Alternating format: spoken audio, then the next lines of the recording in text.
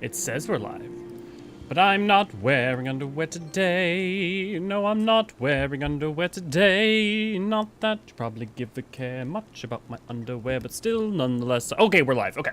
Hi, everybody. Ray, good to see you. Glad to have you. Willow. Hype indeed. Cathra, good to see you. Glad to have you. Is it alright for me to be here this early? It's always good for you guys to be here early. Mama, good to see you. Glad to have you. Yeah, we vibing. How is everybody? I'm doing good. I guess I'm here late, but you were here early. I'm glad you guys were all talking together.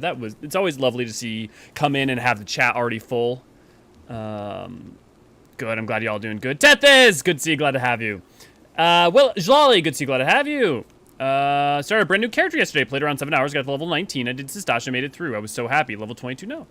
Nice. I'm glad you're able to enjoy that. Koshek, lolly ho. Des, good to see you. Glad to have you. How is everybody? I've got pizza. It's over off screen.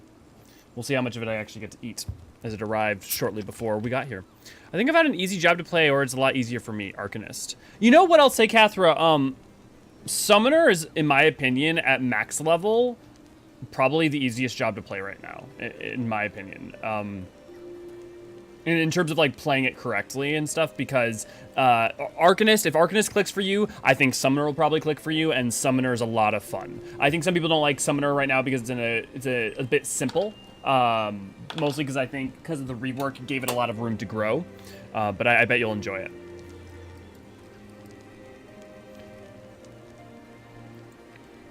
All right then, shall we get going? Oh, let's just real quick, let's do an audio check.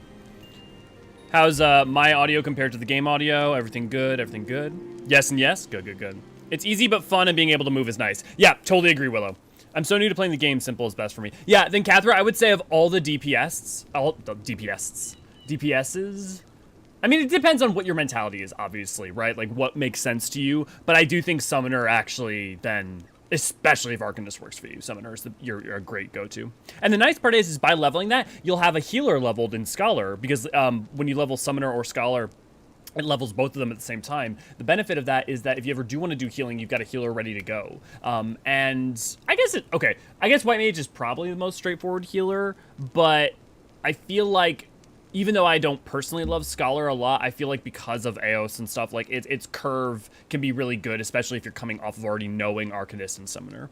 I mean, they're very, very different, don't get me wrong, but some ideas carry over.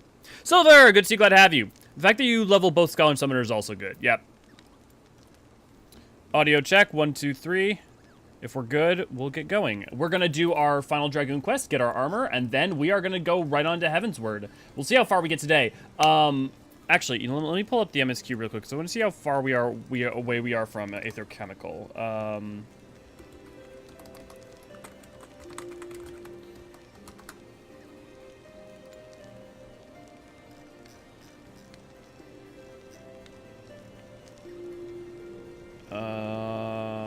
We are at Hour of Departure.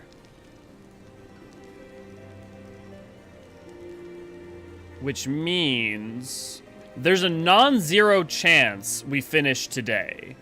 Remember, though, that we've got a dungeon and a trial today. Well, if we make them today. Actually, there's a good chance we might finish Heavensward today, guys. Holy crap. In that case, woo! Also, if you want to do dungeon, the Etherochemical Research Facility with me and the Singularity Reactor, be ready to join in on that. Deathberry, good to see you, glad to have you. Hello, I hope everyone is having a great day. It's always I will tell you, it always definitely boosts my day when you come pop in and say that, so definitely better, thanks to you.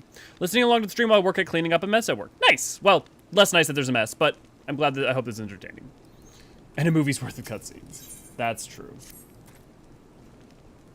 Elio, the hour of reckoning is at hand. Gruuli is on the move once more. According to our astrologians, the creature shall soon pass over the dreaming dragon in the western highlands. Hydaelyn, too, will be aware of this. She will seek to confront her nemesis. We must go to her aid. Now, 'twould not do if she was to be seen by our comrades at this juncture. As such, I will assure the congregation that you have the situation in hand. By the same token, however, it means we will receive no support from the dragoons. We fight this battle alone. Without further ado, let us be on our way. Pray, see to your preparations, and then meet at the convictory. Mostly credits. Oh, I guess that's a question. Are we gonna sit there and we'll watch the credits? Because I'm pretty sure we skipped them for Realm Reborn.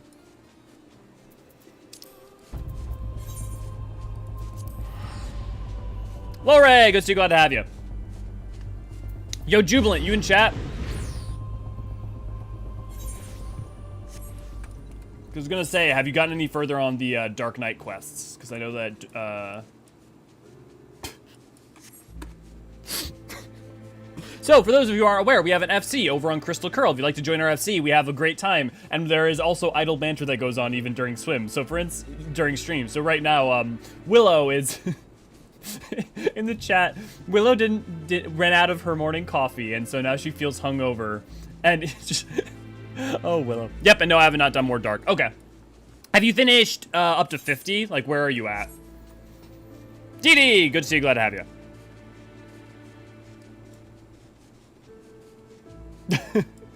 Test. I guess, yeah, Willow, are you drunk? At 40? Okay, so you haven't even... Cool. Honestly, the way I would describe with Dark is almost like, what if there was one cohesive story, but each, like, 10 levels? I guess first, the, like, 30 to 50 was one arc, this 50 to 60 is one arc, this 60 to 70 is one arc, and the 80 is an arc. But the thing is, like, they all go well into each other. Forgive me, but I insist that I must join you. Though I am long retired, I will not hesitate to take up my lance again for my daughter.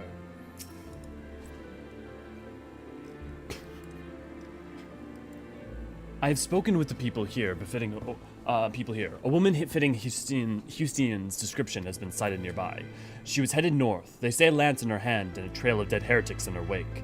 Remnants of the blood bearers, 'twould seem. Sir Albrecht has told me all. It matters not what my daughter has become. I am resolved to bring her home. I beg of you, please help her through the coming trial. Let us split up, the quicker to find Eorzean. Lord Montegrange shall come with me. Master Elio. I'm loading my alt in EU to transfer to NA when it's ready to join the FC. Oh, Lori, that'll be awesome. I'll be so excited to have you. I will tell you, like, one of my, like, great joys in the morning is hopping on and seeing people online talking, or, you know, like, before stream, just greeting everybody, saying hi. Willow just in the chat talking about the devil's lettuce.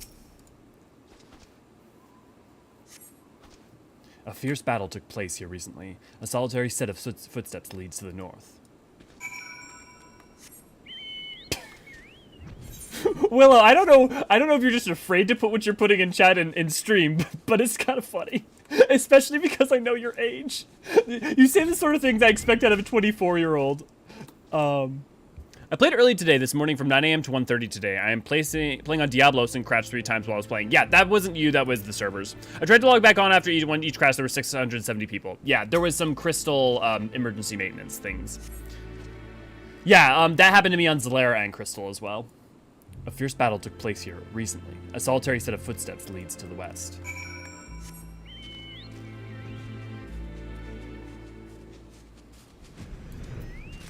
Oh, it's gruely.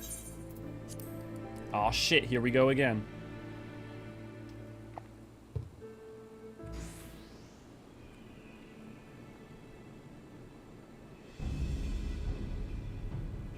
At least she's fucking wearing some armor to cover up her belly.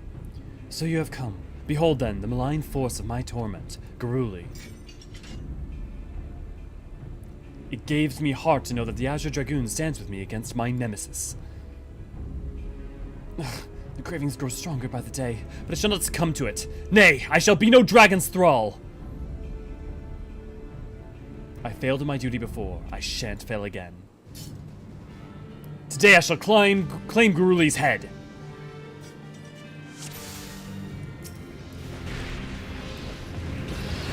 Come and meet your doomed dragon.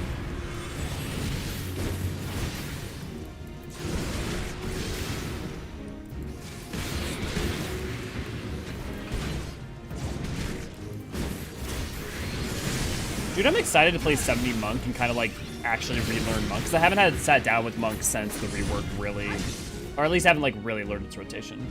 He takes wing. Keep your eyes above.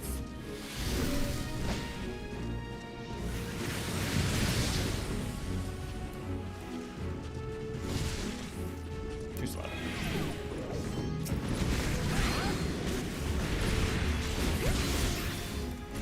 Reminder, no spoilers. I spoilers mean anything from Endwalker and any major reveals from any expansion. If you would have wanted it spoiled for you, then don't spoil it for others. Your time is at an end. Thank you, Ray Ray.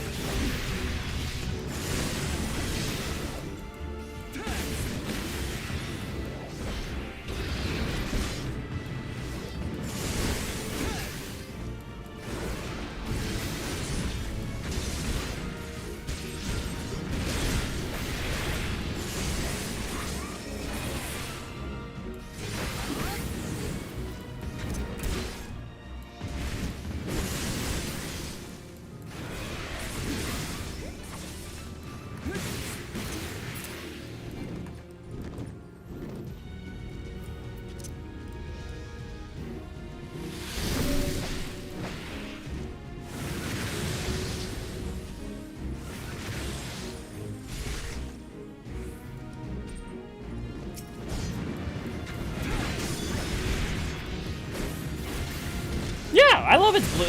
I mean, like, blue and orange is because they're opposites, too. I mean, I guess technically it's more red than orange, but any is definitely complementary in how they contrast. Especially, like, the very dark orange-red versus the lighter blue. Mixed in with the snow and the ice and all that. Yeah, I definitely love it.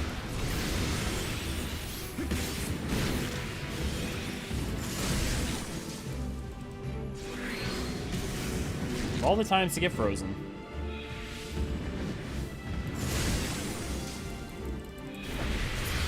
Booyah.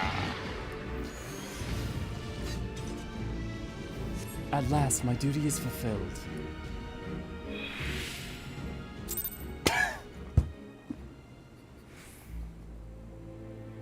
Oh, Willow, I can't keep recounting what you're saying in chat.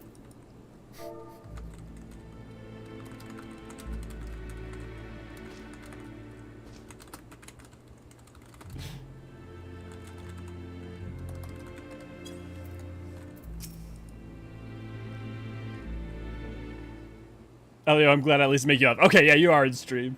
Demands, good to see you, glad to have you. Yeah, Willow's just talking about the devil's lettuce, and it's killing me.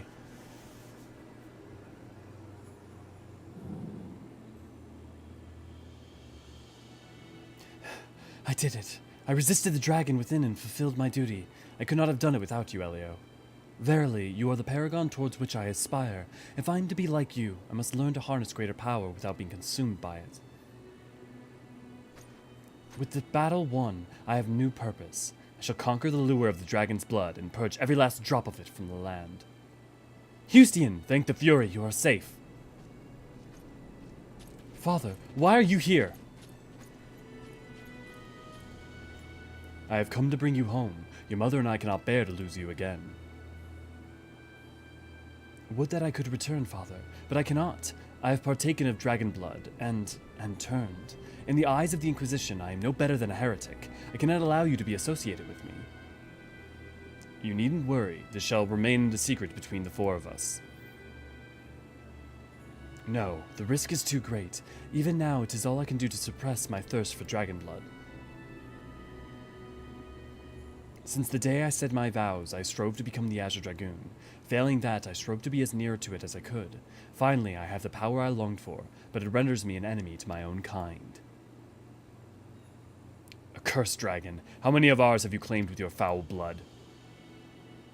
Hear me, Eorzean. Not once have you yielded to fate, and you mustn't yield to it now. The road ahead will be fraught with hardships. This I do not doubt, but I have faith that you will overcome them all and return to us.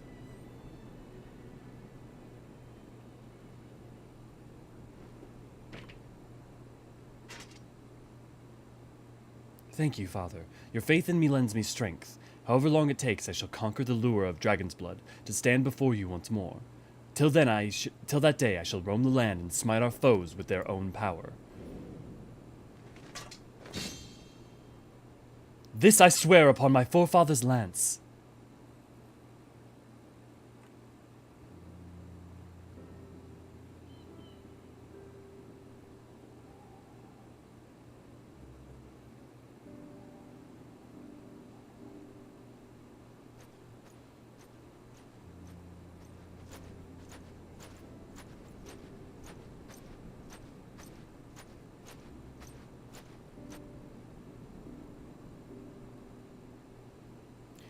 60's better than 50, but still not my favorite.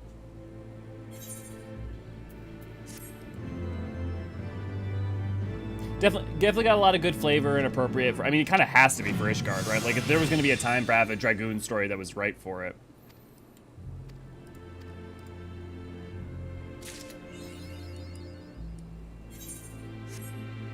Dragon Age, Dragon Age. Wait. Oh, here's this coffer. Okay, guys. At long last, we have the appropriate armor.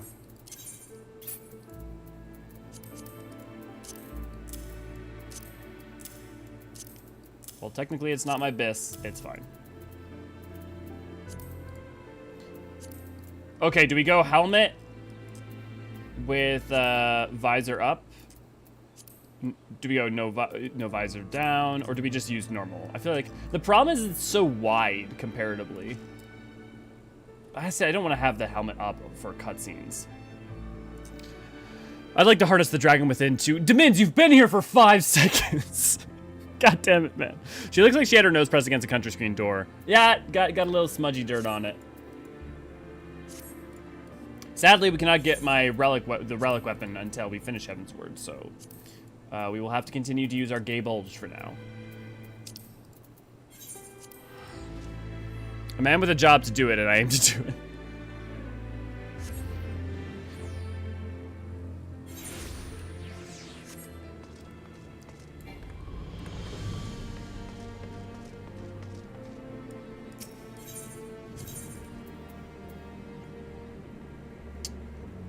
We want to go to yes. Demens and I be like immediate. Look, I appreciate it. I went to a club with Jubilant, Dest, and Willow and Issa a couple nights ago, and that went interestingly. However, I still need to go to a club with Serene, so I just gotta let them know when.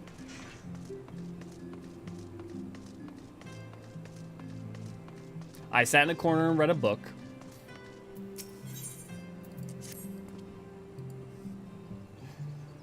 Given the dangers of the task that lies before us, I think it only right that we take a moment to bid our friends and allies farewell.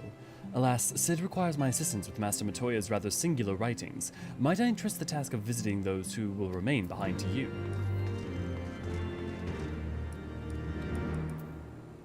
I did also get tells, it's true. I definitely did get whispers, that's fair. We need to get you Club Glam. I can make a Club Glam. I didn't know we were going clubbing, so all I had was my silver suit. So the hour is nigh. Would that I could join you in the coming battle, but with my wounds I fear I would only be a burden to you. In consorting with the Eorzeans and availing himself of primal powers, my father made himself an enemy of all that is good and right in the world. Do whatever you must to end this madness. May the Fury watch over you.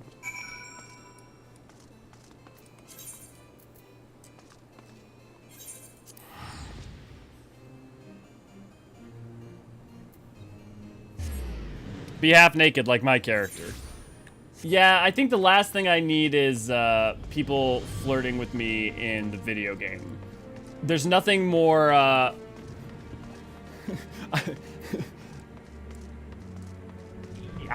just don't get off to it. I just don't get any satisfaction, only frustration.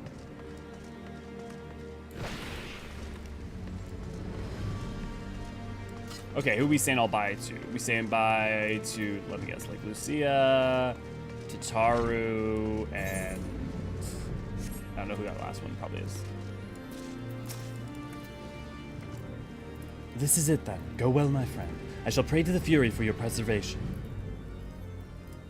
Mayhap you think it's strange that a daughter of Garlemald should pray. I was literally about to make a comment about, right, well, it's interesting that a Garlean would be religious. I pray, do not blame you. I used to think it passing strange myself, but then all that changed when I discovered something dearer to me than mine own life. Thereafter, praying seemed the most natural thing in the world. Prayers are born of a heartfelt faith, and manipulating the people's beliefs for his own twisted ends. The Archbishop makes a mockery of their very existence. It cannot be borne. See, but the problem is so the thing is and maybe, you know what, maybe I could get your guys' opinion on this. I feel like it is really bad manners to go into a space as a content creator and drop your own content. Like, I don't care what space it is. I feel like that is really poor form. And I don't know if maybe I'm just paranoid, but like, to me it seems, yeah. Oh, so you're off to face the Archbishop then. Please be careful and watch out for your others, will ya? We've lost too many friends as it is. Some may yet return to us, but I couldn't bear to lose anyone else. I just couldn't. I realize it's an asking a lot, but you're strongest person I know, and I don't think there's anything you can't achieve if you put your mind to it. So please, whatever happens, help keep everyone safe. What the hell are you guys talking about in chat? Last of my piety, Prague sustains for lips. Oh, okay. Is Tataru in the, like, Valentine's, but the, Valentine costume? Did that start today? Thanks, Ray Ray. Yes, however, if you have not checked out our interspecies videos, you definitely should go watch it. Advertise like a shameless whore, but only in spaces where advertising is permitted, otherwise appropriate. But I feel like I don't know what spaces there people are actively being like advertising is fine. And I don't know. There's just something that's like seems distasteful about it. Yes, a club glam. Well, the FC chat certainly get interesting since you last looked. Yeah. See, the thing is, so Jubilant over here is talking about her Prague sustain, but I look over and all I see, goodbye the last of my piety, and I'm like, what did Jubilant do? Look, I expect this out of Destin Demins, but... Ah, Hilda, of course. Well, if it ain't my old friend Elio, off to face the Archbishop and his cronies, is it? I'd love to go and give those bastards a good wallop myself, the Snake's Charbird especially, but I got to stay here and keep an eye on things. With the Archbishop gone, some of the poor folk might get it in their heads to do something stupid like storming the pillars, but blood won't get us what we want, and I need to be around them, remind them in case they forget. No need to worry about us anyway. I'll work with Sir Aymeric to preserve the peace. You just concentrate on settling the score with the Archbishop, eh? I got the new chess piece finally. Nice. I assume Jubilant had some kind of awakening. I'm gonna... He did just throw a snowball at me. I'm gonna blame you. Guess I have to get rid of my angel wings, though. Now you're just fucking with me.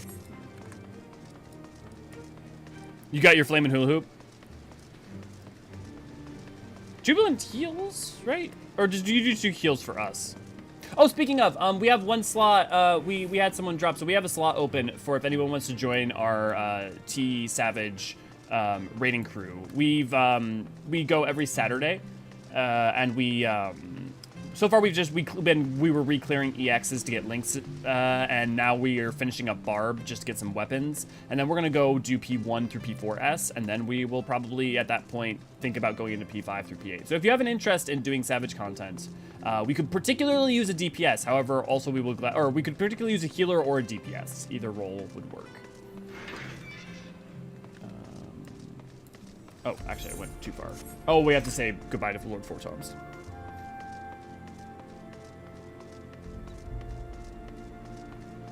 Crabs in the good. I got a new character and finally got a chest. Nice. Yeah, they throw snowballs at you until the main story, then they salute you. Oh, that's cute. No flaming hula hoop, just flaming 80s shoulder pads. I mean, but here's the thing. I hate the flaming hula hoop. Like, it was cool for a second, and then I just want to be able to turn it off as a tank, because I love the armor, but they don't let you. And, like, the same way that you have, like, option to turn on helmets and stuff, or turn off your weapons, show and hide weapons, they should let you show and hide the, that effect, because it's just a lot. Elio is tired of letting everyone know he's afflicted with the dark side. Look, Gwyn already did me wrong enough. I don't need to, you know, emblazon it on my back. Master Forgeron, good of you to pay me a visit.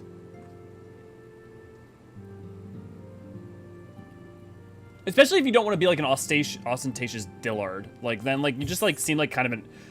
Just like, look at me with my giant red hoop. Everybody look into my form. We're standing back to back and there's 8 of us. Well, clearly you shall see which of one of us is me. Because, I mean, like, look, elemental armor is bad, but at least, like, it's glowy, but at least it's, like, contained. That hoop, man, is just huge and out there. It feels as if I was only yesterday when first we met here in the chamber. You came to us a fugitive seeking asylum, and now you bear the hopes of our nation upon your shoulders.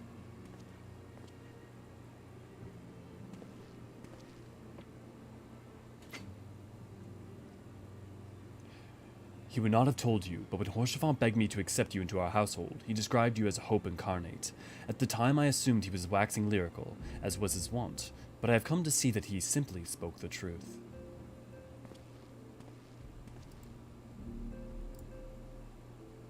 You are hope, a shining beacon that shall guide the people of Ishgard through the raging snowstorm.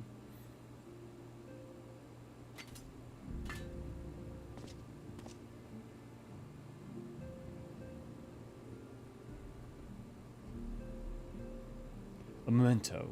Were my son here, he would have wished to fight at your side in the battle to come.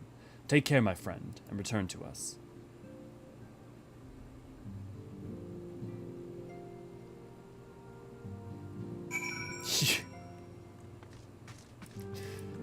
Mama, not you too!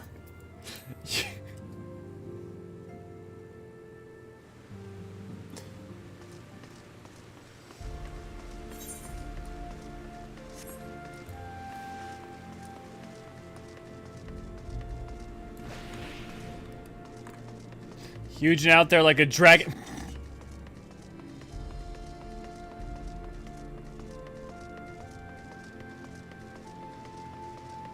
Why talk and stream when I can just have my chat endlessly color my face red and leave me go with a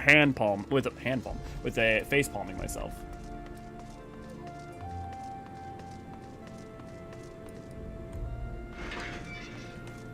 Oh, this chat is getting good. Oh my. You know, some people are glad to have hundreds of viewers. Some people, their chat is a wonderful place in which they comment on the state of the game, lore questions, feelings about the story, the importance of characters. In mine, they talk about Dragoncock. On with the story. Count Edmund bequeathed to you the Lord Eorzean's shield, a noble gesture. We bear the hopes and dreams of a full many souls. Let their faith in us be a source of strength and courage as we face our remaining trials.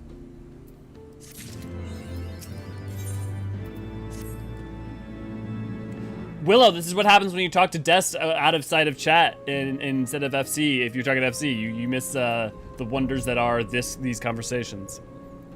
Look, we haven't had slot TV Sunday. I just have to take up my Sunday instead of having a Sunday off. Okay, here's what I'll say.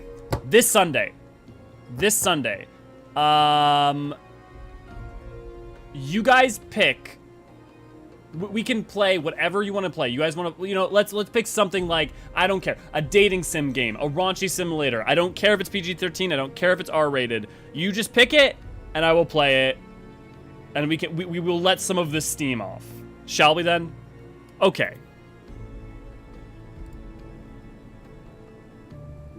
To be fair, Kathra, not part of the MSQ. Also, it's not totally clear that they have one because of asexual reproduction. Work on the Enterprise is nearly complete. Let's use Stolen know to make ready.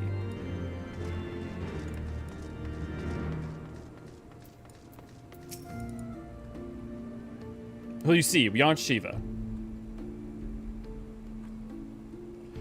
We don't know they have an intimate relationships other than having an intimate relationship. Until but recently, the Ishgardians have kept their doors firmly shut to outsiders. But thanks to you, we have found in them stout allies with whom we may fight to secure the future of the realm. Truly, you are the beacon of hope towards which all men are drawn. Spare us the hyperbole. 'Tis not for praise that we fight. That was interesting. That line read from Estinian sounded different than usual. In light of all we have achieved, I felt it only meet to express my gratitude.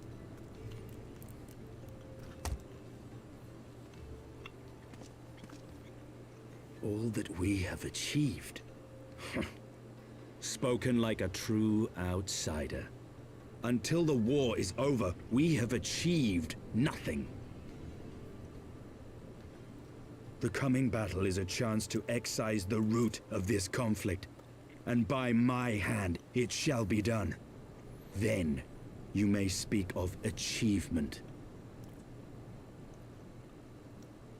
'Twas not mine intent to make light of your struggle. If I have given offense, then I apologize.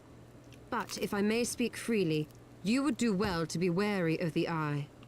Even now, it burns with insatiable hatred, watching unblinking for a sign of weakness. Should you falter for so much as a moment, it will surely consume you. Save your concern.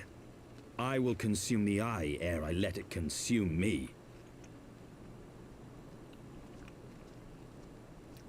That man is dangerously halfway to saying my precious.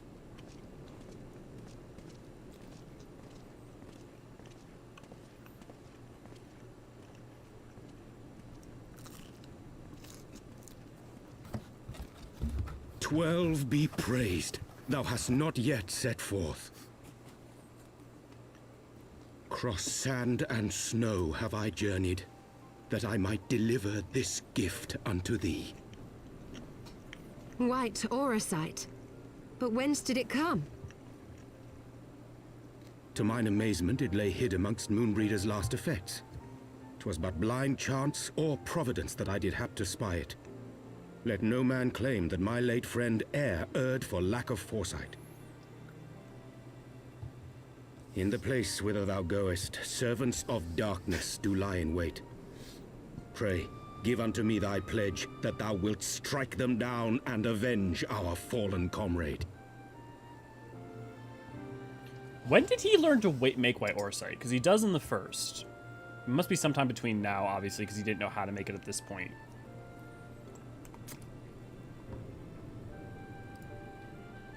I feel like if you're sticking a sock in Urianje's mouth, and then you are missing the point of Urianje.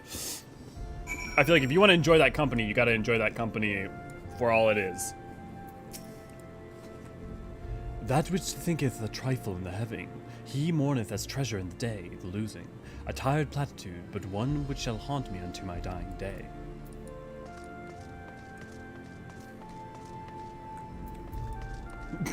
Des gotta have her power fantasy. She's too tired of being I almost said power bottom. Short in real life, so she wants to be tall in the game. Let us go, Elio, as his law awaits. Urianje pillow talk would be top tier, don't you lie. He talks like that because he excellent timing. We've just finished our work on the Enterprise. She's so much improved, I've decided to give her a new name to suit. He talks like that because it's because he spent his time reading. He didn't understand how to engage with people. He understood books more than he understood people. So and from the look, as someone who has like been ill socializing a lot over the past like 5 years to a decade, like books made sense, narrative made sense, prose made sense to him. So it was the way he not only learned to be able to engage, but it was his shield from those things that he couldn't parse and piece together. And so to me, it totally makes sense. It's not weird, but you know, I relate. So the Enterprise Excelsior, or simply the Excelsior if pressed for time. Once again, she'll carry Eorzea's protectors into battle. I was that kid, Demins. I was that kid. I literally was that kid. All aboard!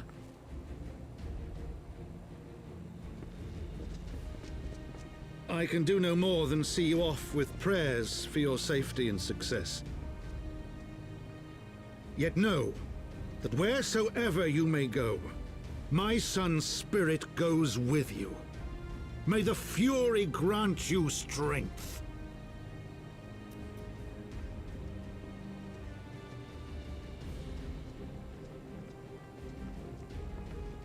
Return to us, all of you.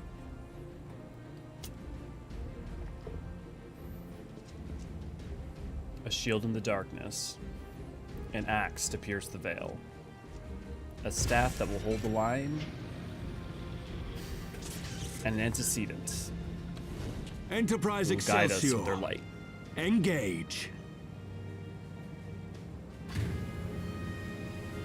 The spirits of our friends are always with us.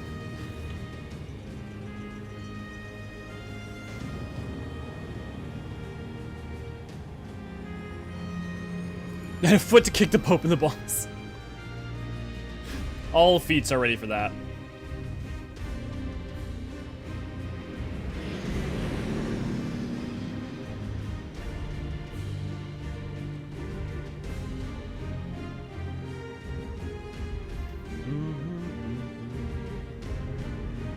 Okay, guys, get ready for a long cutscene.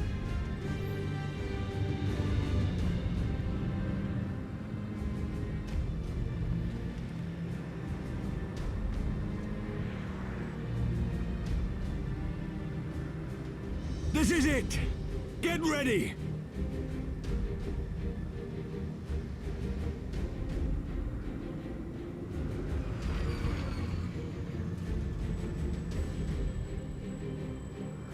Eye of mine enemy, render unto me thy power!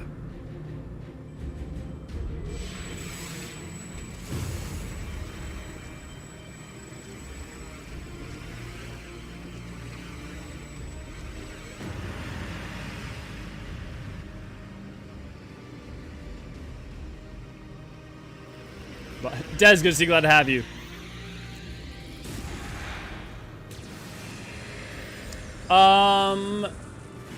Probably because we're in the northern part of Abalathia, where there's a lot of tumultuous ether. Claim me. I am the master. And also potentially, if we're over in the eastern part of Abalathia, we would be near to the Gimlet Dark, where there would be a lot of. So I suspect that's a lot to do with it. Let me see if we got notes on it.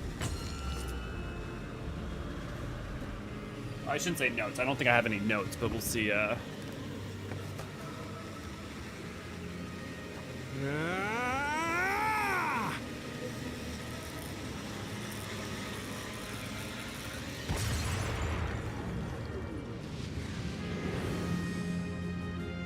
We're through!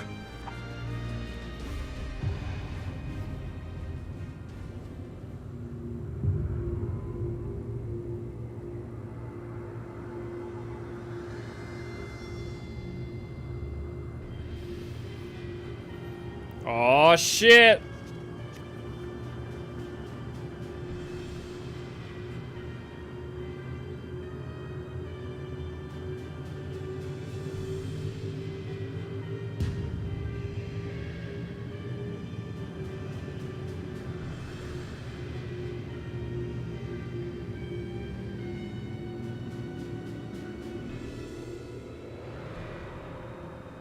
Chief, we've got an Imperial battleship on our tail. And it's bleeding massive.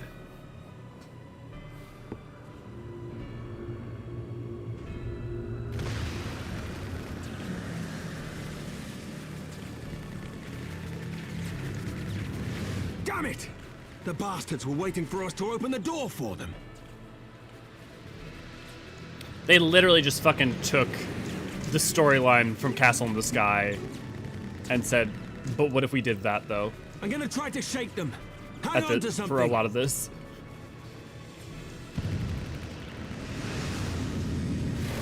Wait, what? Ooh, we're all going to die! God damn it, guys. Tataru! Not you too, Ray Ray. At 2, Ray Ray. She won't take much more of this!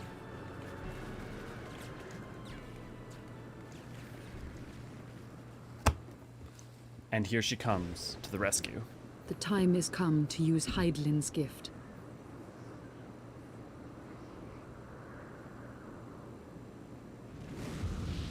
Much blood has been spilled in my name. And for what? For a false cause that I created for want of the warmth of companionship. Saint Shiva, pray Svelga, pray forgive this fool. But even now, I cannot let go of my dream. My dream of a tomorrow in which no child need freeze alone in the snow.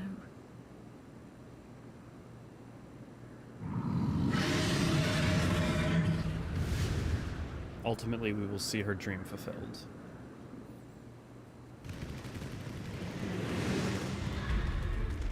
Admittedly, this part was not in Castle in the Sky, that's true.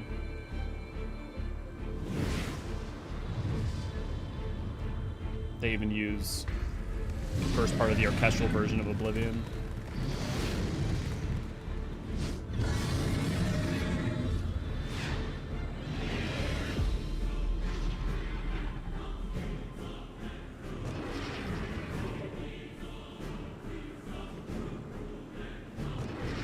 Thank you, Racevelgar. Is that Azel? What does she mean to do? O goddess, born of mine own hopes and dreams, for the last time, I beseech you. Fill this vessel with your light.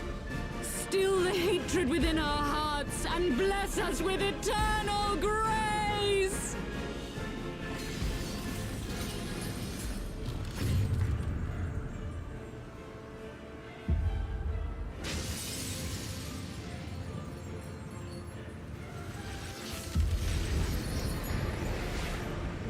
I want to point out what she's about to do is basically equivalent to something only ever done by Midgard Summer.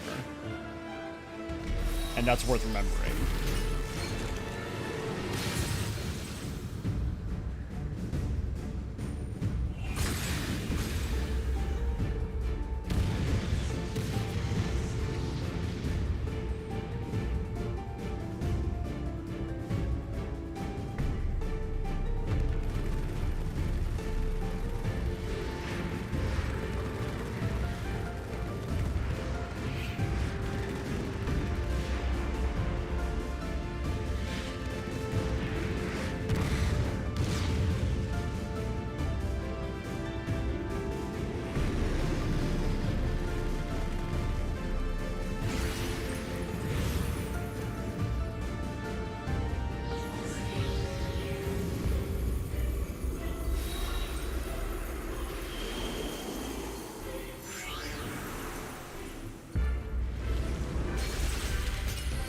Can you imagine being on that ship right now when you see this hurtling towards you?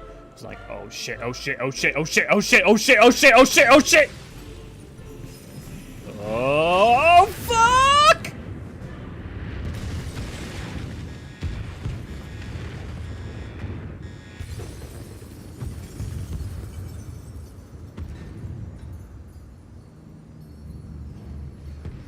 The last time something like this happened, it was Midgard Summer taking down the Agrius, and he perished in that.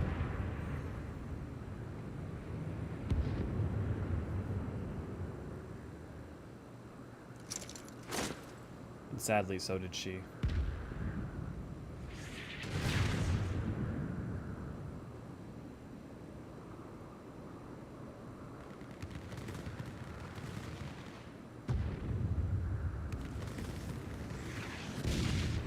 In the end, you can only... We all gotta go sometime. Choosing to do it, doing something of the utmost importance, maybe in the end, that's worth it. Farewell, warrior of light. And thank you for showing me the way. No!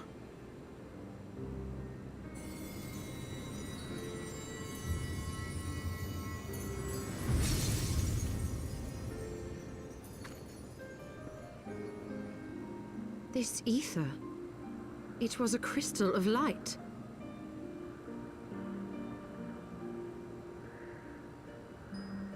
She, too, was one of Hydaelyn's chosen.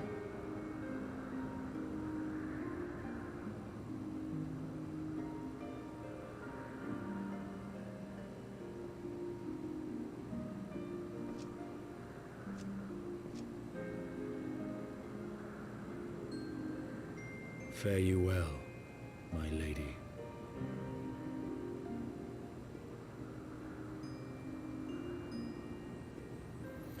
Heavensward is pretty good, guys. That's just dust. Yes, no, wise in the chat for your sale.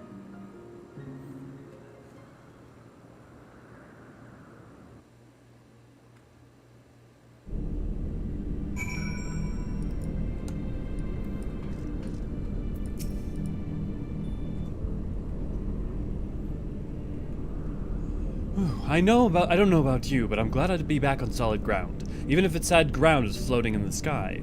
When the Imperial battleship appeared, I honestly thought we were finished, and we would have been had your friend not arrived when she did.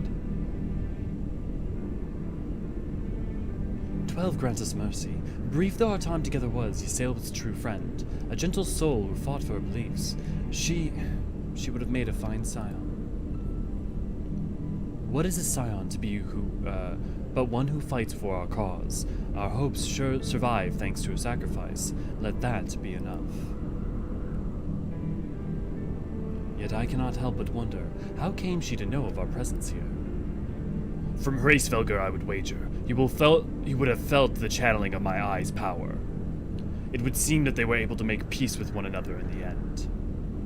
She gave her life because she believed in us. We owe it to her to see our mission through. Can I get the difference of what's the difference between having the echo? Yeah, okay. So I literally have a video coming out on this. Actually, maybe I should just put that video out outside of schedule. But I have a video coming out on this. Yes, the echo versus the echo is a thing that is inherent to your soul and is not about Hydaelyn. The blessing of light is something that is provided by Hydaelyn. When you see the mandala, when you see the crystals of light, those things are associated with the blessing of light. No person has the blessing of light without having the echo as well. The echo, both the echo and the blessing of light both help with tempering. Basically, they both have resistance against corruption. As we get multiple characters who do not have the blessing of light but have the echo, who have resistance to corruption. When you see the star shower, that is when the echo awakens in you. And for reasons that I won't explain because it's to do with Shadowbringers and Endwalker spoilers. And not everyone can awaken to the echo, only those with very specific things regarding their souls. The blessing of light, however, is like an enchantment, a magic that is provided by Hydaelyn to people.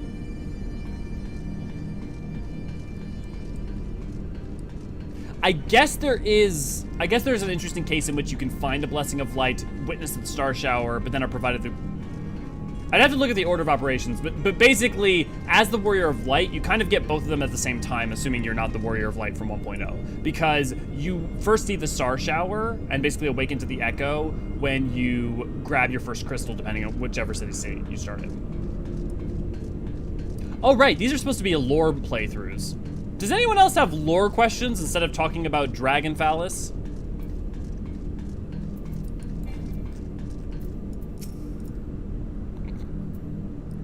The Isle Sentinels don't seem to frequent this area. We should be safe here. Let's talk strategy, shall we?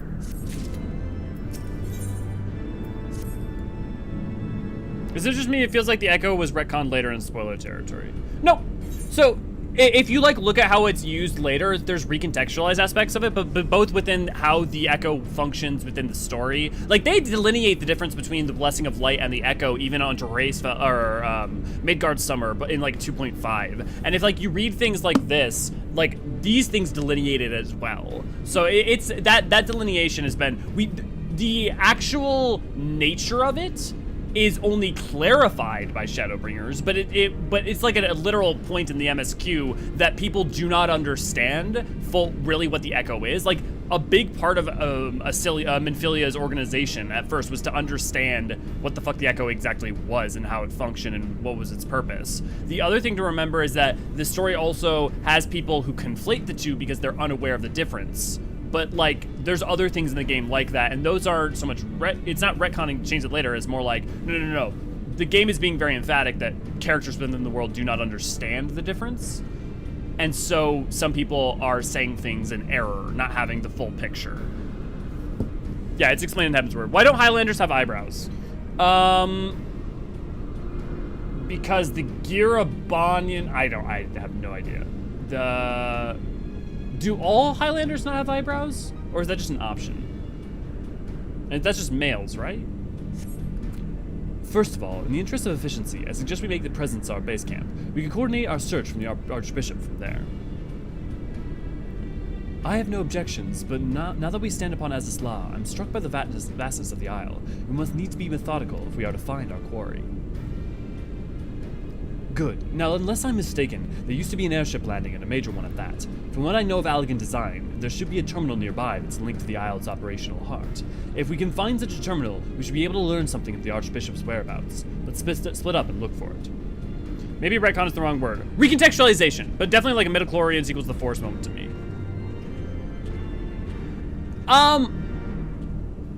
I would frame it less like midichlorians equals the Force because it's literally set up as one of the major mysteries to be solved literally from the get-go. It was set up that way both in 1.0 and in 2.0.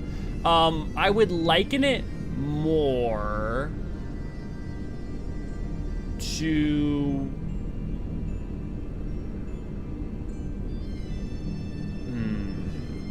trying to think of a good thing to say.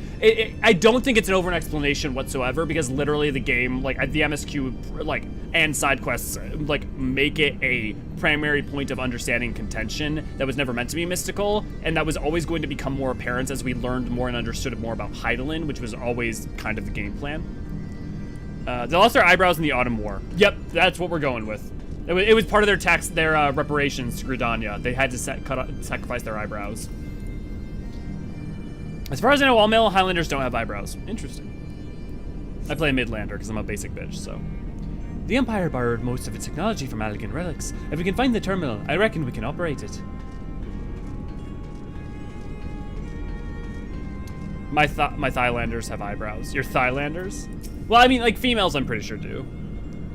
Like, it is like a recontextualization. I think that's absolutely fair, Jubilant. But like, I think the game does a really good job of not retconning or like actively contradicting itself in places where it hasn't also like had someone say something, but then also is clearly implying elsewhere, hey, or stated elsewhere, like that person may not have the full, like, you know, 2.X is a great example of all about like for instance, the Sahagan priest. 2.X as a, like a background narrative is almost is majorly about explaining, hey, you don't understand primals, you don't understand the echo, you do not understand these things, and things do not work the way you think they work.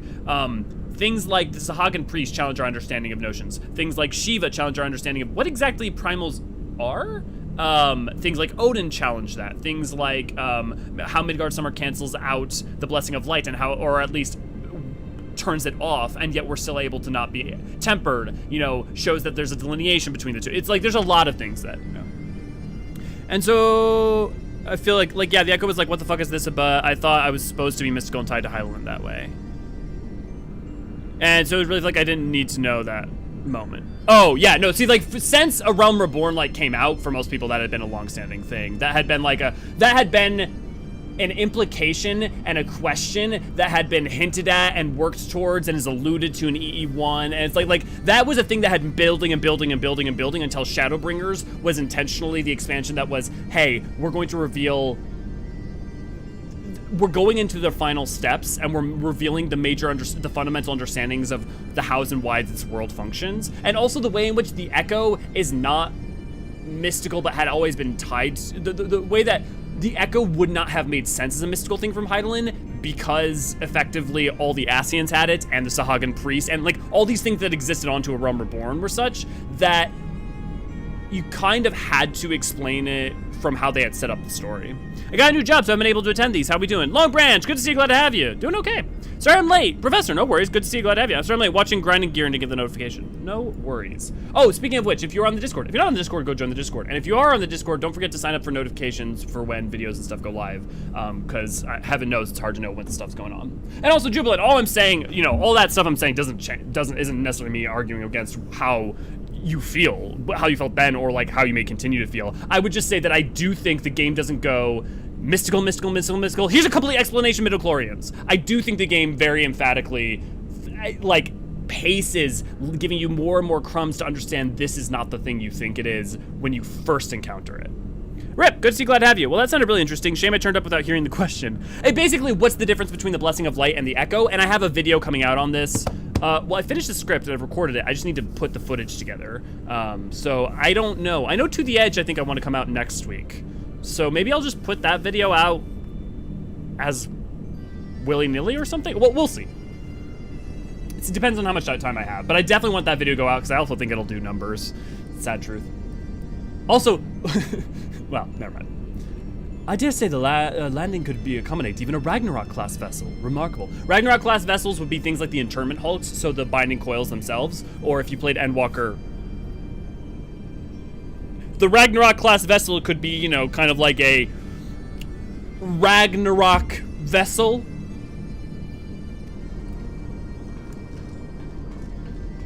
Ooh, I'm intrigued. Yeah, well, so you can scrub back and rewatch, or you can wait until the video comes out. And I want to put it out soon, because I think it'll do well. If you enjoy the stream and aren't already a member of our Discord, why not come join us, where we have lovely conversations, and it's a good way to be alerted when stuff comes up, new videos or stuff like this. Also, you can also like, comment, and subscribe. Liking helps boost us. It makes it so the video, like the MSQ and stuff, are more likely to get propagated. Commenting also does that, even on streams. So yes, even commenting on streams helps. Or also subscribing. Well, I like to see the number go up, but mainly that's helpful if you want to be alerted for when our new videos come out. Machines are beyond my ken. I shall leave it to the others to find this terminal. Of more concern to me are the dragons that I sense nearby. A teeny tiny boat, if you will. A Ragnarok and roll. Is there a lore accurate reason Alphinaud looks more feminine than Alisaie? Seeing as to me he looks just as feminine as Alisaie, I can't help there, because I don't think objectively I would say that. Maybe subjectively, you know, obviously it seems that way to you, but like, I don't know that I would say that I see him as looking more feminine than Alisaie. If anything, I think they like give her slightly softer features and then like change different eyes that are slightly softer. I mean, her body language is more masculine in some ways because she's more of a tomboy.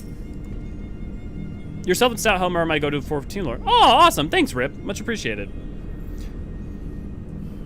I am now starting to get in the role of getting some new stuff made, so hopefully I will not have another depressive episode, and we will have more lore stuff for you. But if you haven't, don't forget to go check out our recent performances of the short stories from Tales from the Dawn. We're gonna get the last 2 out as well, but if you like having the short stories read to you with voices and stuff, but also with like imagery of what's actually going on, definitely go check those out. Nothing? Damn it. This is just the terminal then, but it doesn't respond to anything I do. Any bright ideas, Wedge? Wedge? He was just here a minute ago. Ugh, don't tell me he's wandered off. I'm sorry, Elio, but could you help search for him? Absent-minded friends as he is, I worry that he strayed beyond the landing area and made friends with the local sentinels. Have you tried kicking it? Or actually, have you tried turning it off and on again?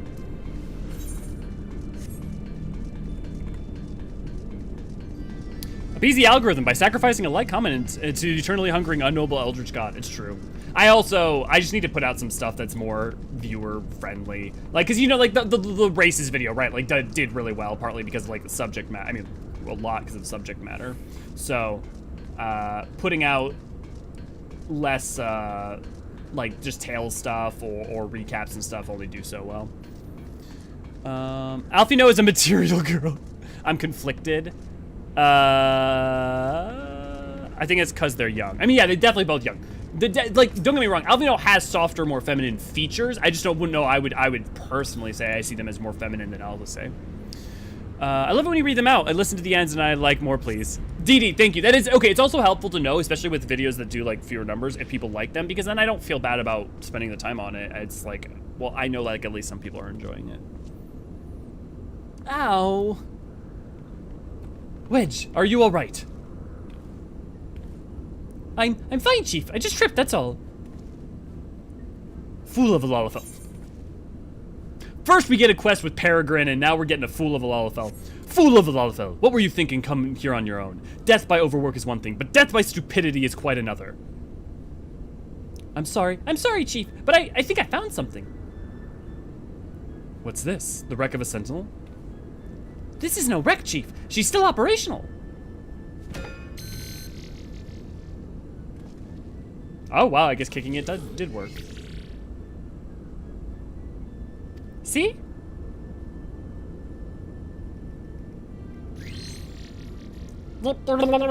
Initiating performing diagnostics. Bloop.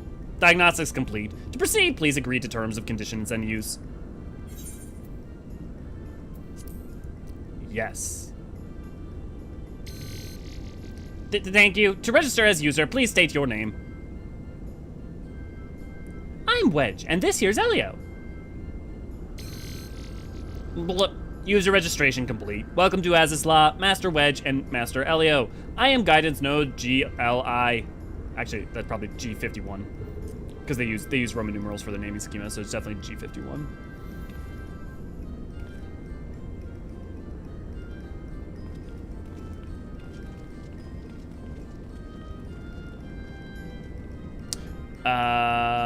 Let me catch up on you guys real quick.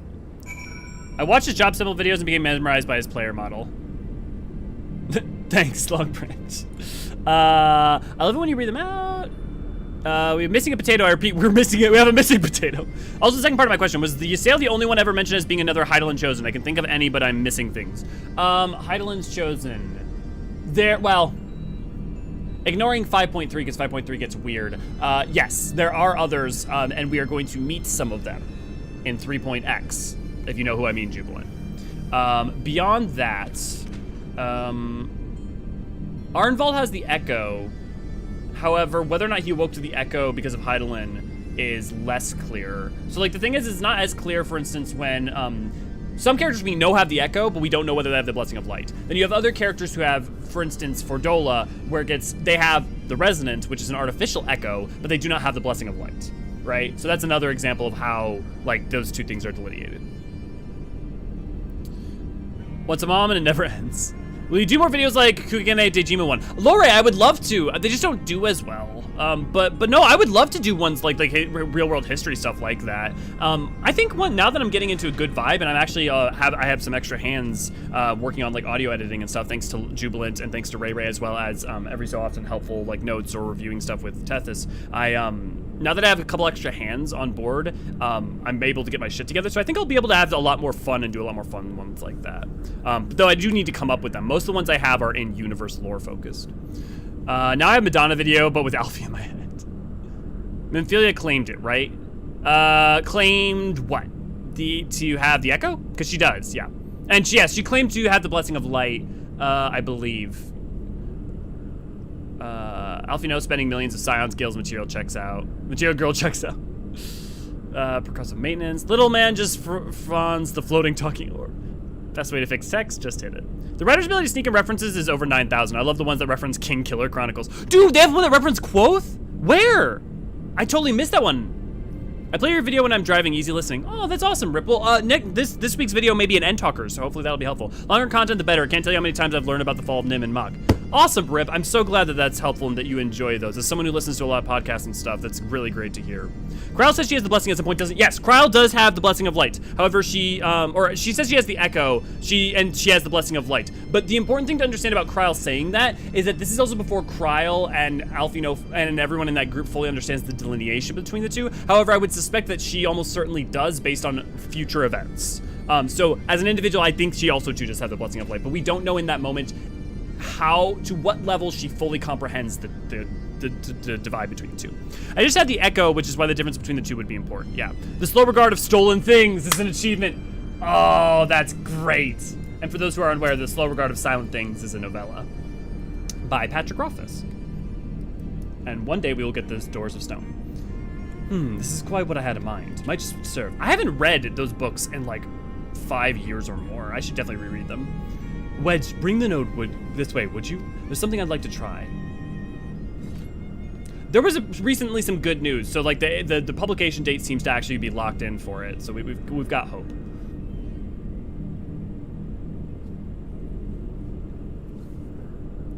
Node, I need a status report on the facility. Gilly, you have to do what the chief says. Gilly.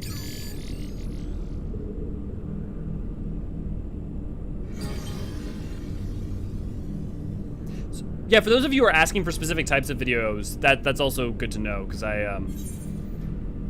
otherwise you're kind of just banding about in the dark, looking at what has the best views and going off of that. Or what sounds most fun. Well, that's it. Oh, Willow, thanks for the 5 memberships. And everyone, enjoy your memberships and your emotes. For those of you with emotes, you know what to do. Here we are. Not much of a note. It appears someone recently reactivated Helix, which is this area.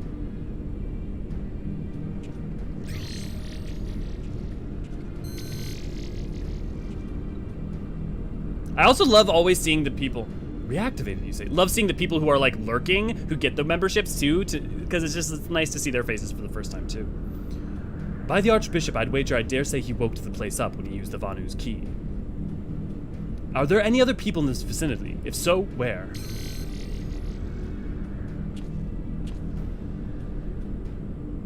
Let's see here. Oh, on the flagship, that's the central aisle. I'm seeing positive readings within the etherochemical research facility in the fractal continuum. And what have we here? Intruders detected in the Gamma Quadrant's defense system engaged. Our Imperial friends, I suspect. I hope they enjoy the defense system. But what of the Archbishop and his cronies? What might offer an indication? Nah, how about this? Which area is currently consuming the most energy?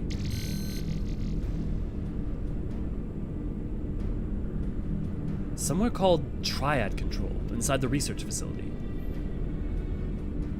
And what manner of place is that?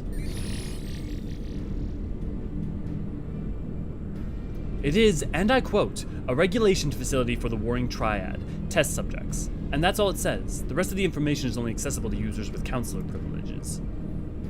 Where's Graha when you need him? I mislike the sound of this, which leads me to believe that this is indeed the place. I am inclined to agree with Y'shtola. Whatever it is that the Archbishop seeks, it is like to be there.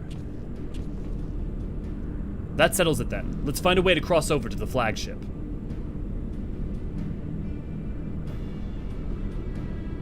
Yep, no, definitely. Triad control, never gonna be a problem. Yeah, also, Keldorain, good, Ryan, good for, enjoy your sub. Jade Grigsby, enjoy your sub. Ganny, enjoy your sub. Cinrix, enjoy your sub. Yours truly, enjoy your sub. Or I guess they're not called subs, they're called memberships on YouTube, right? Okay, actually, you know what? You know what, guys? Okay, let me see real quick if we have enough subs to put in a new emote. Content playlist.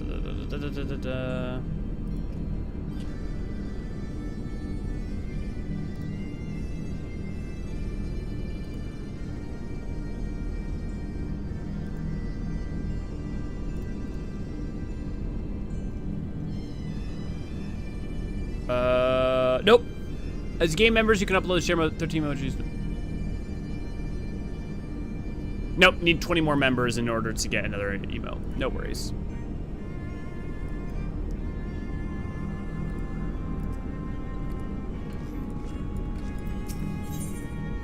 I just redid the CT lines this morning and still cry at the end. Crystal Tower, yeah. Especially when Eternal Wind starts playing. Can't wait for the variant dungeon to drop and you go crazy. I'm so excited about ass!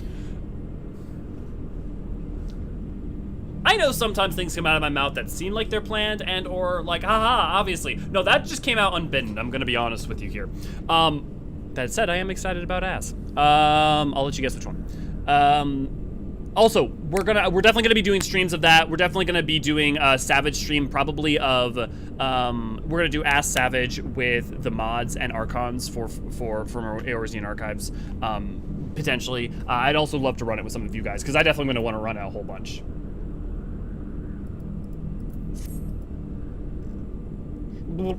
Greetings, Master Elio. Is there something you wish to know? What? Requesting access to a theochemical research facility. Access granted. Generating route. Bloop. Route generated. Commencing guidance to chosen destination. Please be aware the designated route may take you through restricted sectors and that island defense systems may attempt to terminate you. Be kindly reminded that in accordance with the terms conditions of use, you and your party assume all risk and damage or injury, including death, that may occur en route to your destination. Think if all of us are a little excited about ass. I don't know what you guys are into. Can the guidance node be trusted? I know not, but we have few other options. Let us see where it leads us. Elio, Y'shtola, Estinian, we four shall proceed to the research facility. Sid, the Excelsior is our sole means of escape. Pray, remain here and have her ready to depart at a moment's notice. Understood. We'll see that she's repaired and ready to fly. If anything happens, just let me know via Link Pearl. Be on your guards, my friend. The enemy could be anywhere.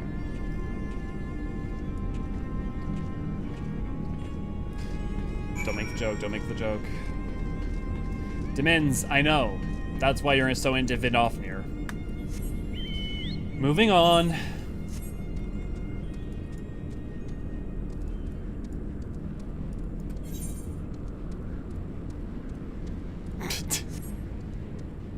I'm not gonna lie. That Gabi emo and the sexy Elio emo were a good use of money.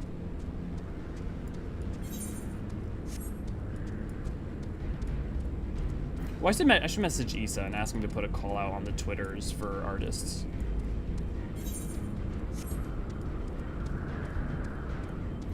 Hey guys, guess who just came down here? Just guess to say hi. Temple, come here. Come here.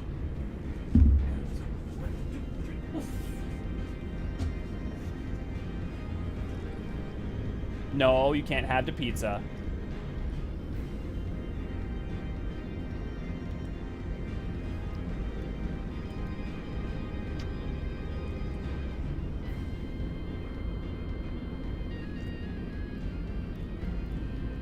Thank you for the kisses. Do you want down? Yeah, you want down now. Tracy, good to see you. Glad to have you. You guys talk about Alfino having a feminine features, but all of the male characters, I think Hythlodaeus is the face that's more feminine than any of them. I think Hythlodaeus is definitely I mean, like, especially with the long hair and stuff and androgyny. It's more androgynous and stuff. I think like a lot of look, other than like Rogadin and Highlanders, kind of everyone has some Bishoni stuff going on. So like, I think part of that's just like Japanese aestheticism too. And not Japanese aestheticism, JRPG aestheticism, really. Where you only have kind of like Bishi boys, or you have like the toughest, rumbly, gumbly, like muscular, I'ma break you in half by just setting you on my knee, motherfuckers. Hythlodaeus is cute, that is definitely true. Purple hair, bye boy, baby. He's hot though. Yes, he is. Yeah, he made me question things. Gemini, I feel that. Hythlodaeus is the sort of boy that I look at it and I'm like, if I was gay or bi, I would love to be your partner. However, I can only be your best friend. Just cause, but yeah, I totally get it.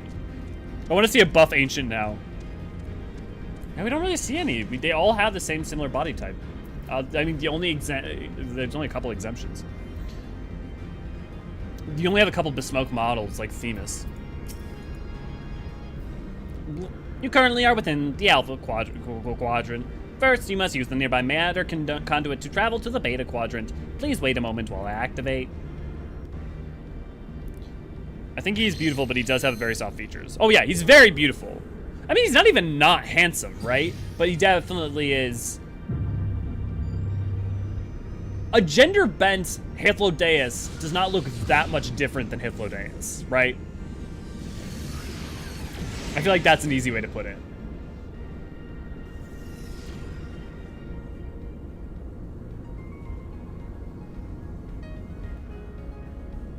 Think about anime though, even the villains are pretty. Or unless they're not, and then they're like there's only like the most horrendous possible or super pretty. Mayhap the node has further instructions for us. If I'm not mistaken, this is some manner of teleportation device. We have scarce begun, and already it leads us to a dead end. We need Mandeville Man Ancient. Hey, you don't. Hey, for all we know, Godber is an ancient, and we've just been hiding it this whole time. It turns out that there weren't only 3 unsundered; there were 4. I mean, his wife might actually be. You've seen the things that she's done with that frying pan. Actually, there's a good chance his wife is just Medina.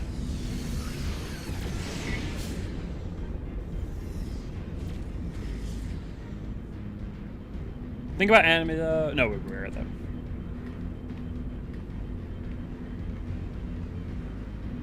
Deadpool, hi.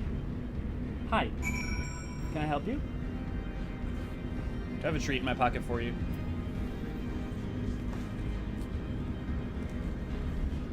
I do not have a treat in my pocket. I can't give you anything, bud. You're on a diet right now. Well, he's not on a diet, but his throat's still healing from that thing he had a week or so ago. His wife is absolutely Menfina. If the game disagrees, I'll simply disregard what the game says. Very, very dangerous line of logic. However, understandable. According to my records, the conduit was last serviced approximately 5,014. Oh, and 14 years. 6. Actually, this is important. 5,000 years and 14. Okay, so we knew it was always 5,000. But that's potentially very interesting. I'm gonna take a picture of that. Jubilant or Ray, can you take a picture of my screen if the resolution's good enough? According to my records, the conduit last serviced approximately 5,014 years, 6 months, 11 days, and 7 hours, 3 minutes ago. That it should function without mishap may be described as a miracle.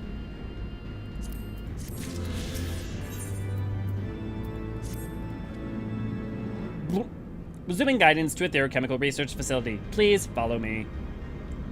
The sector in the Beta Quadrant is home to laboratories which produce chemical life forms for both military and household applications.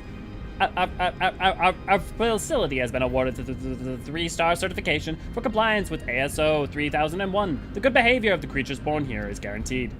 Please be warned, however, the millennia of neglect may have had an adverse effect on their disposition. For your own safety, please refrain from approaching the creatures. Alright, thanks for the 5 gifted subs! After Astrops, where do you think we might go next? More AR or lore explaining, or perhaps relating to new patches? So that's a great question. I actually want to take a second to talk about this because I think it's a really, really interesting topic. So, the easy choices are places like going to the Gelmora ruins proper. However, because we have Isamhar, Palace of the Dead, and other Gelmoran dungeons in A Realm Reborn, I don't think that's as big of a need. Beyond that, you know, already going to Thanalan, so we take that. I think you could do Girabania, going to Scala, or other places that... I think there could be... So there's the 12, basically, city-states that would have existed during the 5th Astral Era. Definitely. Lay down. Lay down.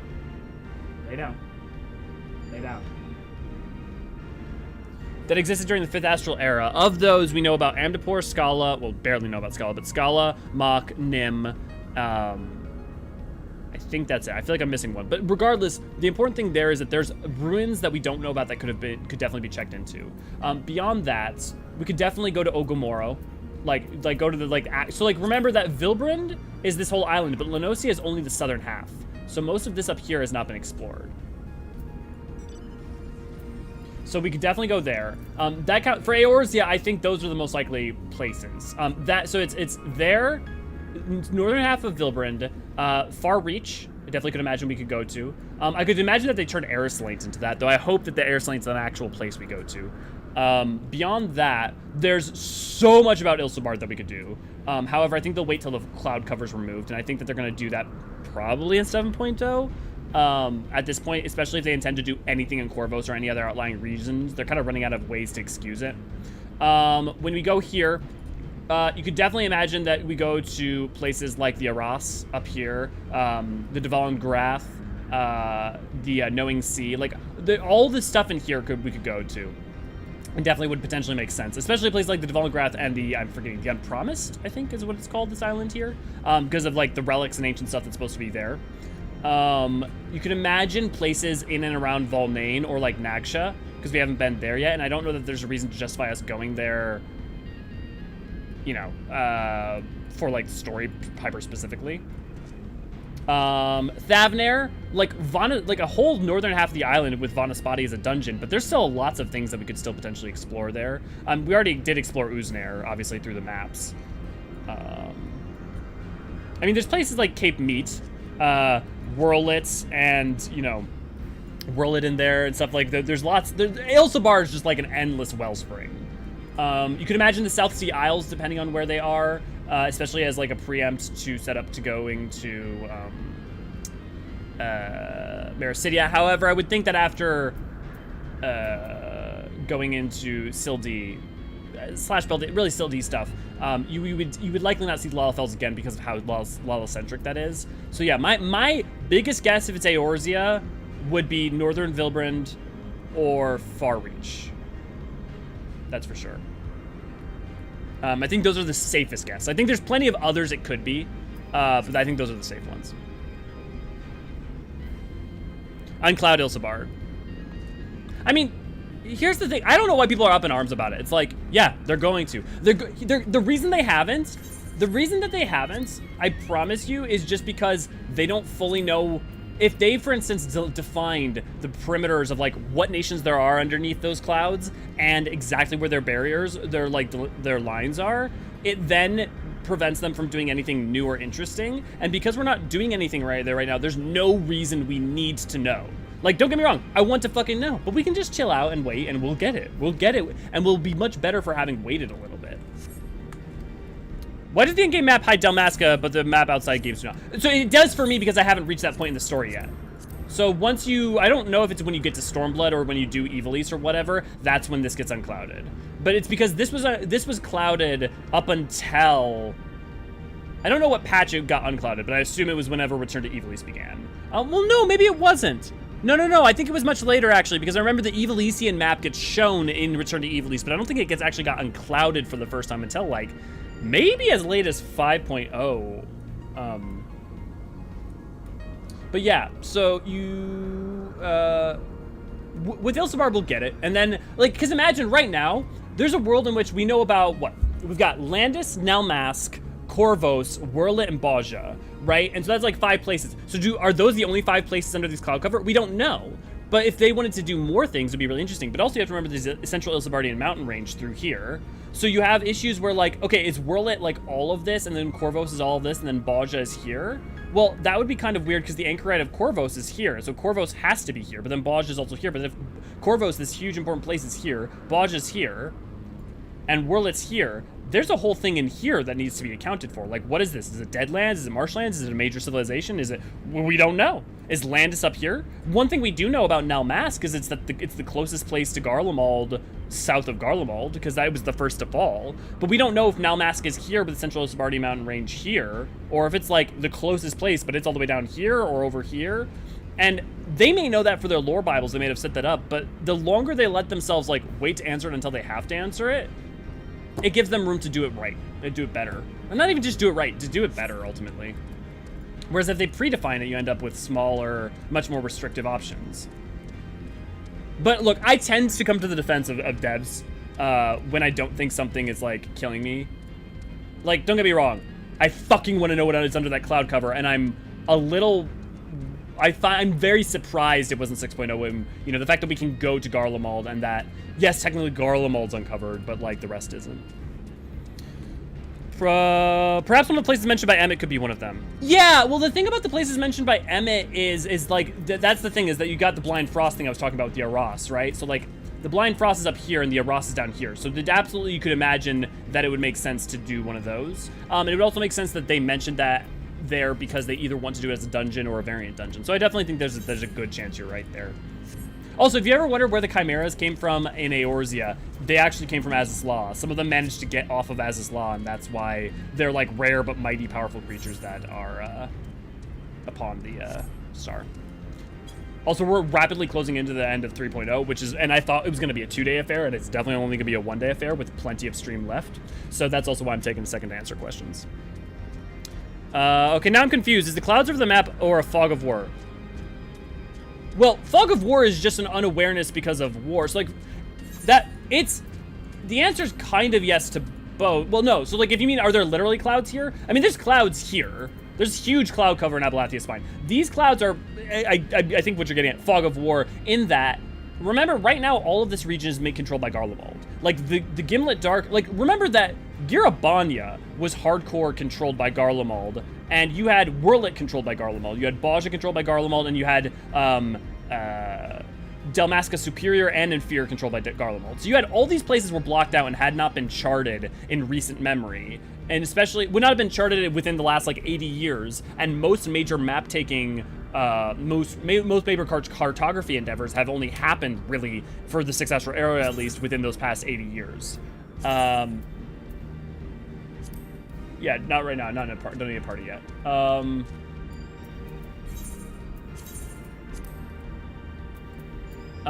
So this is a byproduct of Garlemald controlling those regions so heavily. That is partially true. But, like, Girabanya was only taken over in the past, like, 20 years, and then, you know, you have the past 25 years with Doma. Why Dalmasca would have been covered, because it was also taken within the past 50 years, I guess that still makes rough sense. I'm used to Fog of War being used for literal Fog of War, so that, but I think I follow what you mean. Do we know if they're all connected, or is the Far East separate? It's connected. Yes, it is connected. So, like, if you've done Baja or Zadnor, so you have Dalmasca in here. Baja Zadnor is somewhere in here, and so they connect this place. So there is a physical connection here. You have the Skadi Mountain Range connect into the Ilsabardian Mountain Range, I assume. Maybe they end here, but it definitely connects in. And then you've got Corvos. So, like, Corvos is a part of the Near East. Baja Zadnor, it depends on who you ask. It, like, different people reference it differently. But so, this is where it gets vague and weird. But this is, yeah, these are connected. Oh, no, please don't make interesting places dungeons again like they did with Doma and Alamigo. Well, Doma and Alamigo, well, so I mean, Alamigo is a city, and Doma, like, the thing is that Doma was, because of what happens to it, it never made sense for it to be a place that you could go.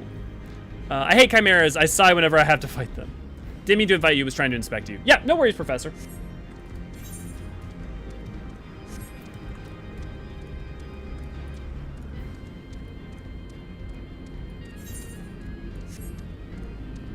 So there's, yeah, so I mean, like, the thing that people forget too is, and I guess I can't go show you Mare Lamentorum right now for obvious reasons, and also couldn't go there if I wanted to, but you have a continent the size of the 3 great continents. Like, Marissidia is about about the size of, like, 2 of the great continents combined, and it's down here. And it's basically Eorzean, it's a, Hydaelyn's Australia. And then you have the New World, which is North America and South America, basically, and it's the size of all 3 great continents put together over here. So, I mean, it's, like, beyond even just Shroud of Clouds of War. We, like, there's most of the map of the star we don't have. Unable to activate matter conduit. Energy shortage detected. Identified in cause. Cause identified. Unauthorized siphoning of energy by chimerical creatures. Location: the recombination labs at Biomass Incubation Complex. Time is short. Let us split up and eliminate the culprits. Elio, pray dispatch the creatures at the recombination labs. The rest of us shall sweep the incubation complex. Take care and return hither when you are done.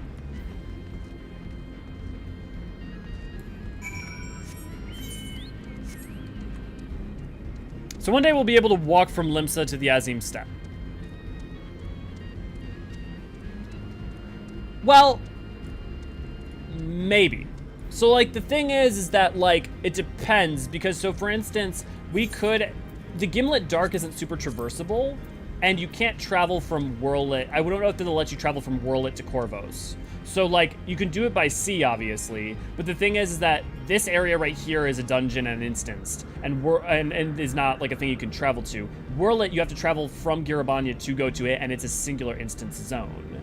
So you wouldn't so even if we get Corvos, we may not be able to travel from Whirlit to there. So there may always be a block in here, and you have the same thing going on with Boja and you have the same thing going on with Baja Zadnor, where those are like instant zones where you can't walk from them into like Dalmasca, into like Rabanastre, or into. So I doubt it that you would be able to walk through directly. Though the argument, a counter argument, I think would be you just instead of doing that, go Limsa, take a ship to Hingashi. You just take your ship to Hingashi, and then you can walk. You can go walk to Othard, to the step from there. So technically, you already can.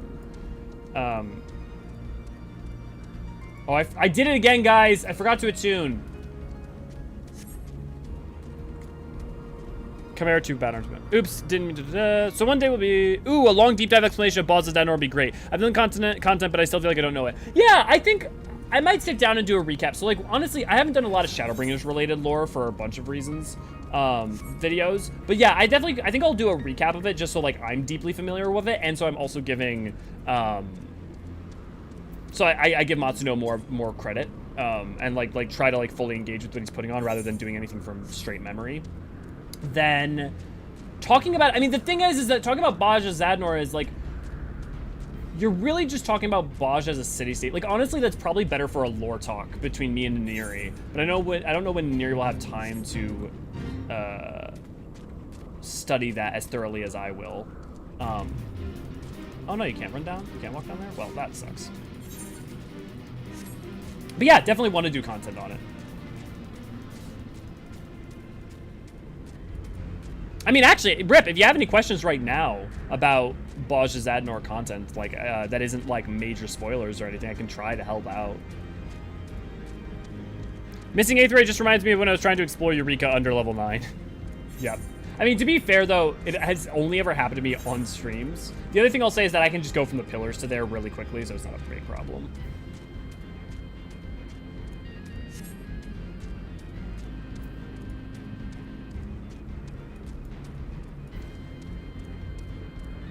Can I jump down here? Yeah!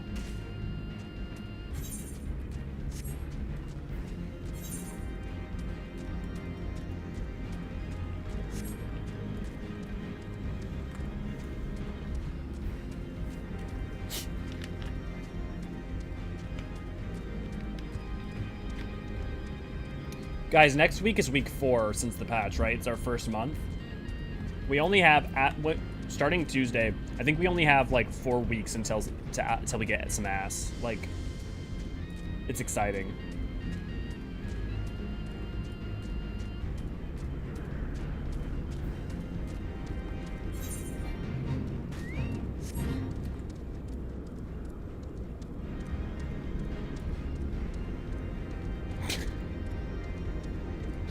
I know, Des, I know you just can't hold on, you can't wait. You've got needs. Fellas in the chat, can I hear you? Do you want some ass? Ladies in the chat, can I hear you? Do you want some ass? And by ass, I mean Belladine and Tilde lore specifically. I do not mean human anatomy. 4 weeks? Blasphemy. Look, if you have a partner at home, you can get ass anytime you want. Well, I guess not anytime you want, but... Can't wait. Wouldn't you say something? We want to say something spoiler. Yeah. Let me think. Main things not to spoil. Like in terms of, I guess, are your questions more about Baja and Zadnor as a culture? Are they about the story itself, too, Rip? Because like, I could also try to talk around in that regard. I think it also helps some if you are already aware of what the Bajan incident is. They do a good job of like recounting it.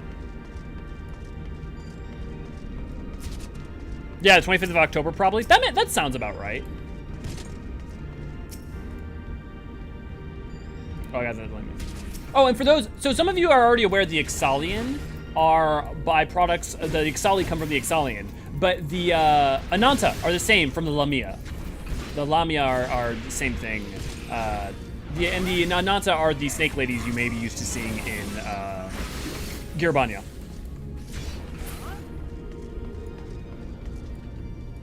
I'm single on purpose, but there's Tinder. Willow, don't you have kids? Sometimes you gotta do what you gotta do. Tinder sucks though. Like, I mean, it depends on where you're at. But man, I can tell you, like, it's rough because like if you're someone who like likes somewhat meaningful connection, but also like you're kind of more free-spirited or relationship, not free-spirited, like more relationship anarchy focused or whatever, like finding a balance between people that are simultaneously interested in any form of like polyamory or open relationship or that, while also being like interested in having actual discussions and stuff, but also having your own lives, it can be a interesting balance. However, if you just want meaningless sex, yes, Tinder does exist. And for people like Demins, Grindr exists. I wonder if the devs have made that story so big and complicated they got confused when writing for the game. Are you talking about Baja Zadnor? Because if you're talking about that was almost exclusively written by Matsuno, which explains why it kind of has a different vibe and also why I think it's not mood, as the kids say.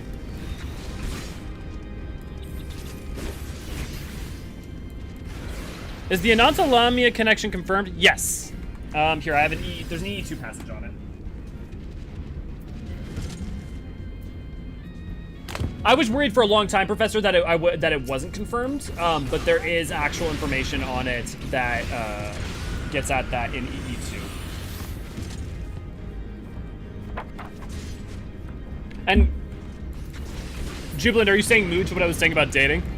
There's also Growler and Scruff. Tethys, are you fucking with me, or are those actual dating apps for gay men? Because if so, I'm glad you're happily married.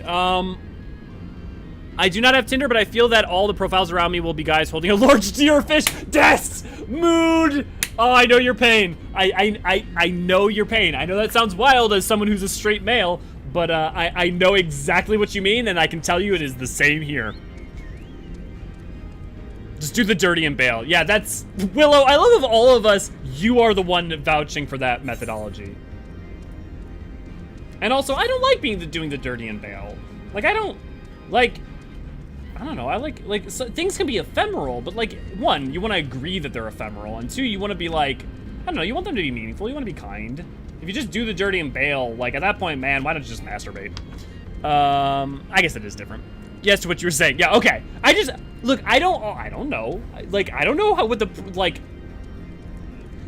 I am typically surprised when I'm like, and here are my struggles as a polyamorous man, and someone's like, mood. I'm like, oh, really? Well then.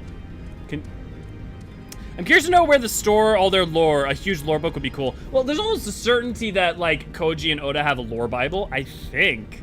I think they've referenced it. I don't have a site for that, so don't take that at face value. But I'm almost certain I remember an old, and it might have been like an Animus interview or something where they were there was a mention of that. So I wouldn't be surprised if Oda and Koji had a lore Bible, or I'd be shocked if they didn't.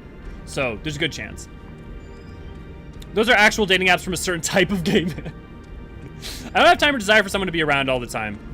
That's understandable. Look, don't get me wrong. I support you if you want to do the dirty and be done. I would say make sure that you communicate that. You know? Lamia. There's a couple passages on this that you have to connect together to get to understand all the things with the Lamia.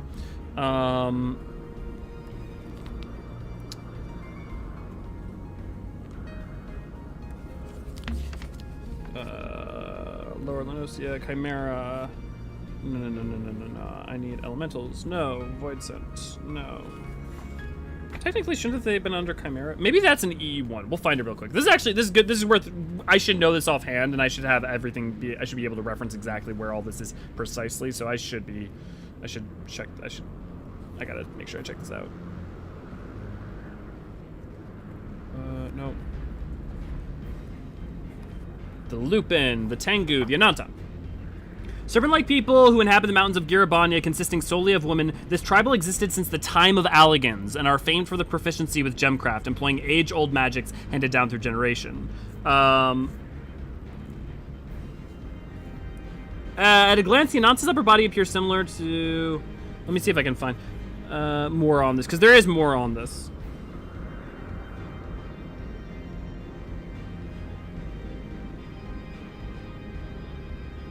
So page is 240 with the Ananta, and there's also more about it, I think, with the Lamia and maybe E1. Let's check it out.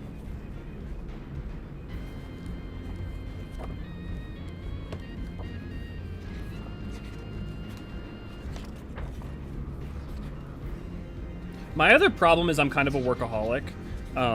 So I'm either struggling with mental health to the point that I'm not able to work, or I'm working. So because of that, like, it's not that I so much don't have, like, it's time for dating, but it's more like I don't like the idea of like, as Willow put it, doing the dirty and leaving. And it can be, you know, there are limits to finding people who are like down for, yes, let us hook up, have a fun talk, and then like go do our own thing. But that's also a lot of what my partnerships are like.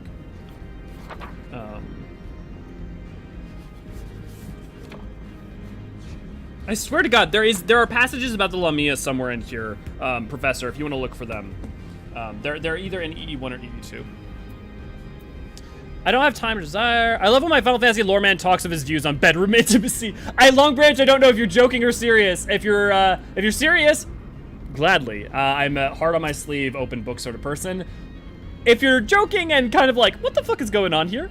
I apologize. But energy restored to conduit. Please wait for a moment while I activate it. I like my space. That's not selfish. That's just knowing what you need and what you like. I think it's only selfish if, like, you tell someone else you don't, and then actually you do need it, you know, versus just being like, no, this is what I need. I think that's totally fine. Sloppy! How far would you think they have written their lore in advance? Well, it depends, Lore. So, like, what do you mean written their lore in advance, right? Like, for what regions, what places, and also sometimes the thing is that they do a lot of setting seeds. So like they'll introduce ideas that they know they want to play a version of it, but they may not play it the exact same way they intended to when they first made it. You know, I think the most glaring example of that is their original seed that they planted for what Eureka was supposed to be, and then they changed it. But the thing there is that it's a very case-by-case basis. And it depends on what the writers want to do with certain things. So there's always a certain amount of room for them to massage things to, like, work better one way or another.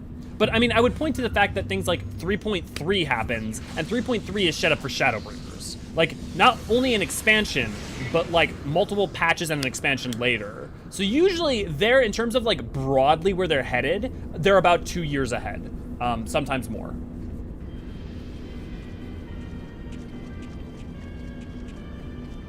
Okay, real question. Which scion is the best kisser? Don't say a child. Yeah, definitely not going to say Alphen or Alisei. Though, to be fair, technically within the laws of Eorzean and Charlian, they are adults. Now, that does not change the skeeviness of the real world, so... So the Garleans managed to land. Repairs on the vessels I appear to be well underway. But, like, they are emphatically said to be technically considered adults legally in Eorzean culture. I doubt that they would leave anytime soon. However, nay, they will remain here long after they have stripped the Isle of all its secrets. Whether or not they mean to linger, the presence here is now an unwelcome complication. Indeed, let us avoid confrontation unless absolutely needful.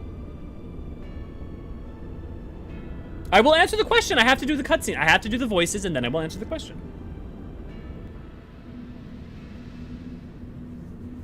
Who is the best kisser?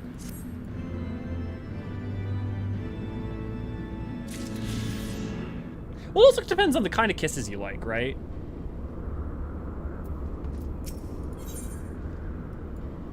All right, let me catch up on you guys and read those first. Do you enjoy the written format? There's more lore at eorzeanarchives.com. Thank you, Tethys.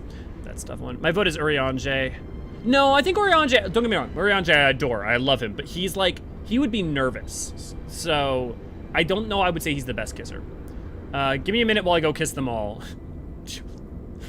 It's always those scholarly ones. I think Eorzean might be one of the best lovers. Yeah, Test. No surprises there. Lise. I could definitely see Lise as like the solid mid-tier.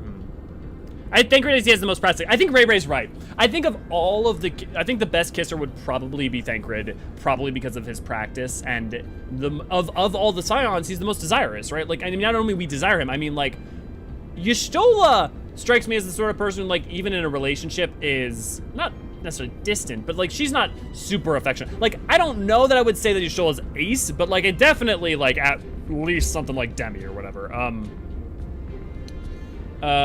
Lise is a lady, you know, so like, I think she'd be fine.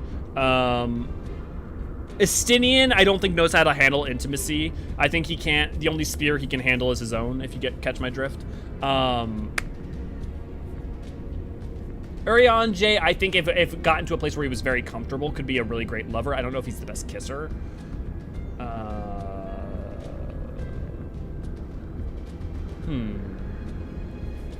Am I missing someone? Menphilia? I think Menphilia's been too focused on her duties to ever have any kind of physical life.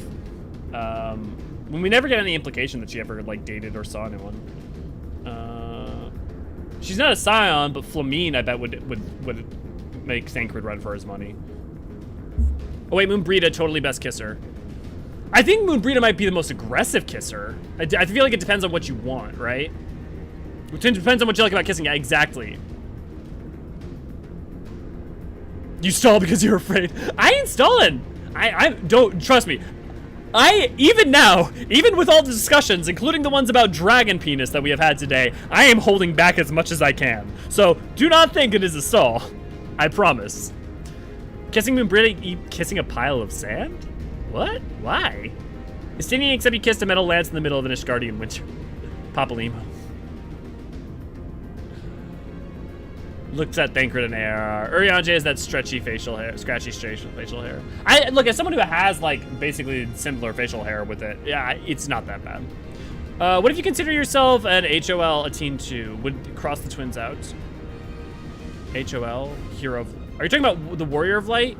Is that what we're talking about there, Kathra? I mean, I guess I just am not gonna like think about it that much. Thanks for the 5 subs, Willow. Or 5 memberships, much appreciated. Yeah, I guess I still would say that, like, at that point, I'm still not gonna speculate. But I would also say that the twins have had no time for a romantic life as of yet. So I don't, you know, I mean, like, when was the last time you met a teenager who was good at kissing that wasn't like an extreme anomaly? There's no way Alfino is. No way Alfino is. And there's like, I feel like Alisei only has the like full shy, has only the like shy or full aggro, and so like those two are not going to be, you know, helpful either.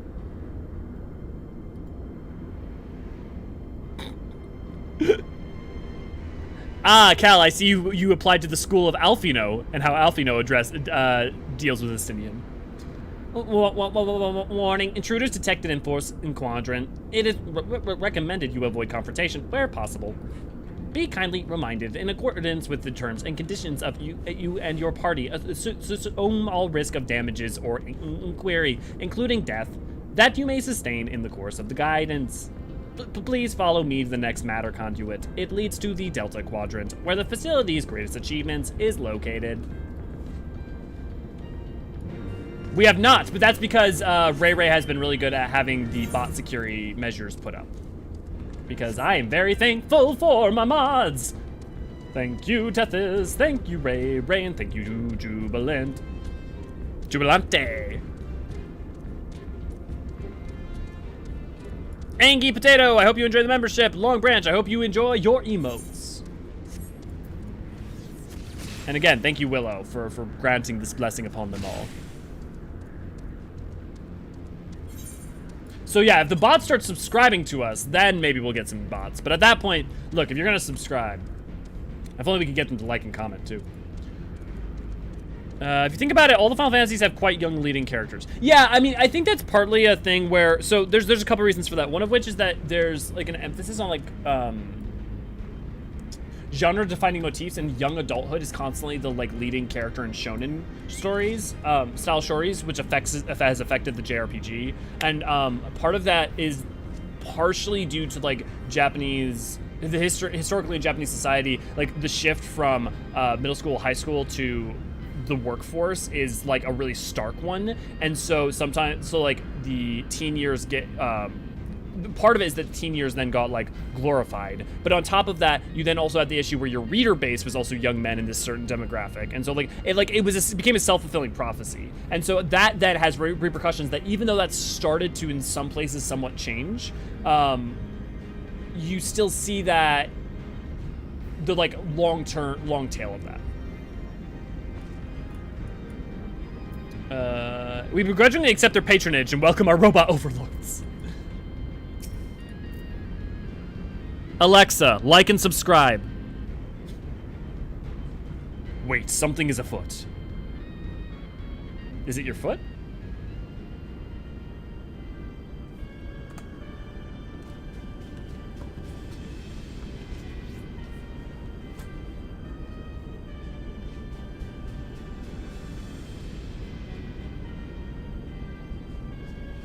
Kaiju sports anime with daddy problems.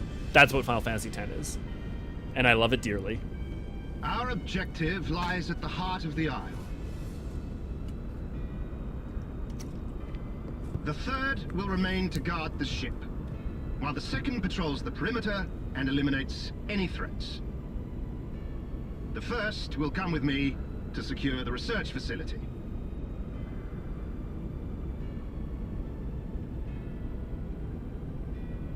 Let no man doubt the import of our mission. The Allagans found a means to capture Icons alive, and their knowledge lies hid upon this isle. If we can but acquire it, we would be able to prevent the beings from returning to plague us, thus ending the cycle of rebirth. Des, I could rip his model out of the game remind you that and 3D print it. Will raise our legion high in the Emperor's regard. I could actually hang him on my Christmas tree. By the same token, his radiance does not tolerate failure. That is all. All troops, prepare for deployment. Sorry, Lore, I'm with Dest on this one. I always thought his helmet did like, just like trying to like, as someone who's like worn a lot of cosplay, the idea of trying to like wear that helmet, even if those horns are hollow, oh, hurt your neck, man. Yeah, he comes back up, Professor. He comes back up. He's in the Warring Triad story.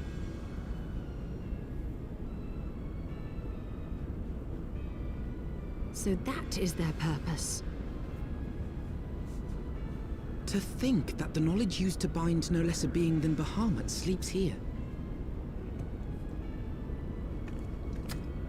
Imprisoning a primal in such a manner would represent an effective means to halt the cycle of summoning, were it not for the grave and obvious risks. Indeed. We need but refer to past experience, that of Bahamut's calamitous return, to see why this is not the solution we seek. Held in duress, a primal Yeah, 'cause he dies. will continue to nurse its hatred for mankind. And when it inevitably breaks free, its rage will be beyond quelling. Well, here, I'll adjust your point in a second, because I do see what you're saying. Whatever folly the Garleans mean to commit, they can wait. We must remain focused on our task. Yes, of course. It would not be polite to keep the Archbishop waiting.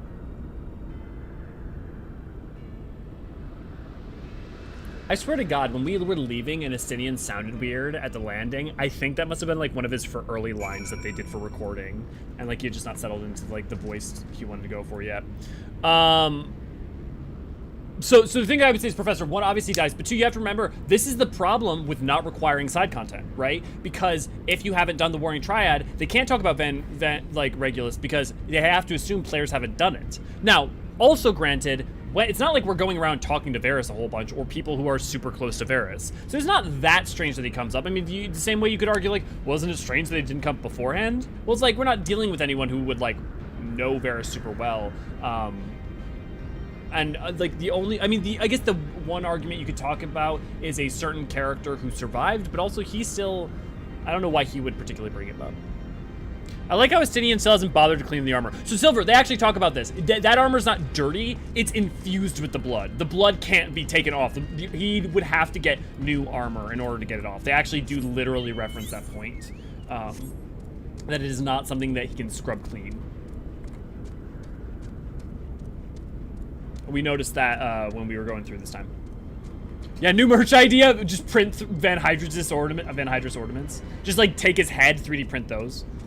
I wish I had the time to do that, but mailing and everything would be a fucking nightmare. And also, like, I don't know how many of you guys are actually interested in that. I mean, it's not like we do a whole bunch of money from our like stickers and merch anyways. I mean, part of that's also all our t-shirt ideas have been on the back burner since we don't have an artist at the moment. Actually, Ray or Tethys, could you message Issa and ask him? Well, never mind. Never mind. I think I'll just do that. It's fine. Also, yes, if you do a super chat, I'll do a funny voice. You can make me say anything. Like, you can do what Tethys does, where Tethys makes me, instead of making me do something raunchy, which would be in his personality, instead loves to do the thing where he makes me talk shit about my favorite video games, because he's a demon. But also I will do it in a funny voice. But also the main reason we're raising money right now is also to be able to do a Niniiri drunk stream. And if you've been hanging out on Thursdays for our Final Fantasy I replay so far, hearing about some of Niniiri's escapades while drunk on the streets of Singapore have been something, I'll tell you that. Estinian, go ask Rowena for some non-dragon blood-soaked armor. You have survived to this point, and it is the defiance of possibility, but it appears the danger is not yet past. Boop, boop, boop, boop, boop, boop. Warning! Intruders approaching. Please eliminate them if you wish to proceed.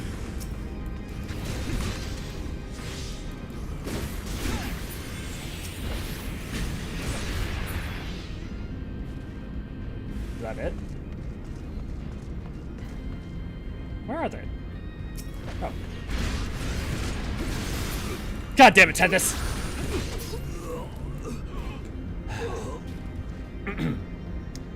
Final Fantasy, well, actually, wait, did you give me, no, you didn't give me, Final Fantasy Final Fantasy X is one of the least replayable games in the franchise. Oh, like, come on, like, like, we can all agree that's horseshit, right? Like, whether or not it's one of the most, totally, you want to argue that? That's fine. But you can't look at that game and tell me it's one of the least. We're playing Final Fantasy I right now, and we all know how that's going. I feel compelled to just...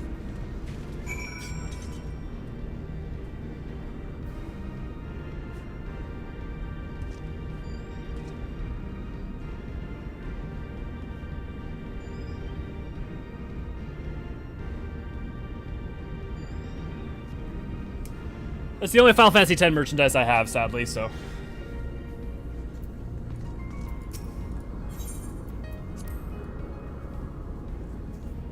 Or Cindy could get Chemu Tatara. I'm sure she could put something together for him that's both practical and stylish. I mean, hey, when the time was right, he does get what he got.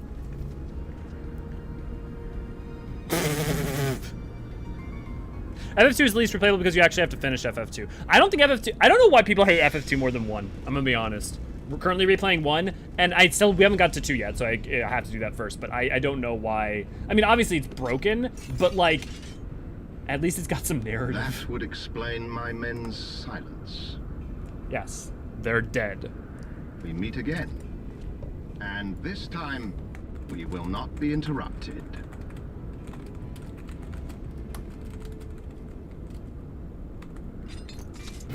Come, show me your power, champions of Eorzean.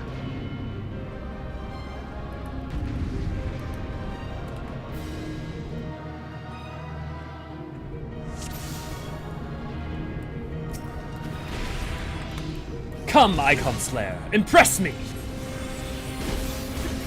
I shall make it quick.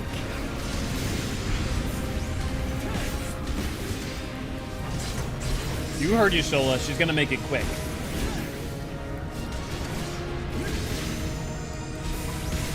Surely you can do better than that. Seeing as I'm whooping your ass, I would not have the, Oh, hey!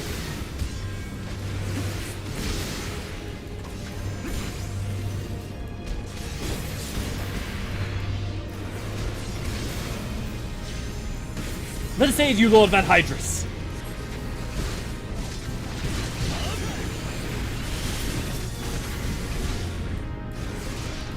Leave the rank and file to us. Focus on the legators.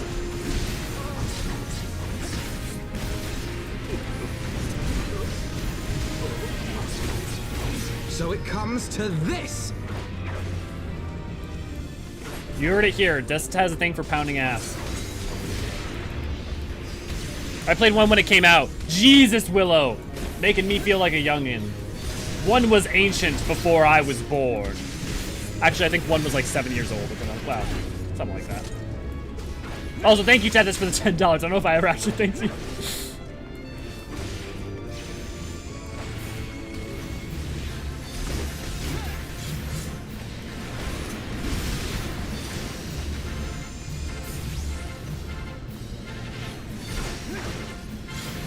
I'm not gonna stand on that zip.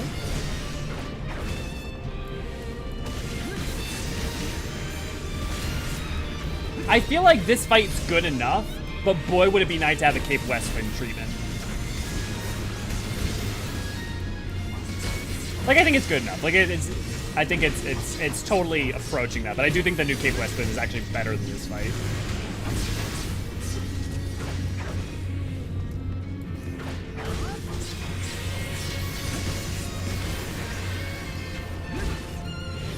You graduated in 90? I was born in 95.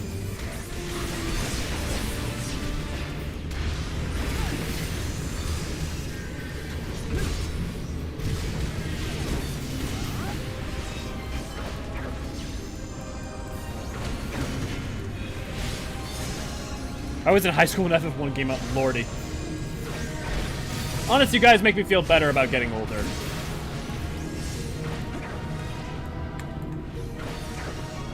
I graduated a year early, does that count? I mean...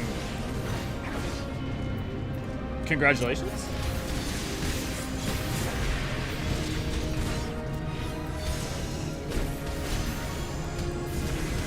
I watched someone play this fight on Let's Play. He wouldn't get all out of the acid poison, kept dying, and he called poor Alfie up one side and down the other for not keeping him healed.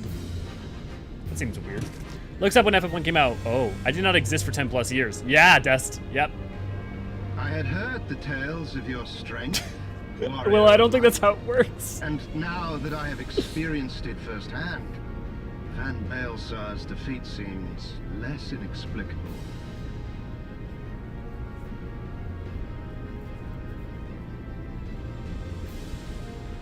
You are a formidable foe, and I have thoroughly enjoyed our time together. Alas, all good things must come to an end. Allagan's secrets await, and there is no profit to be had in remaining here.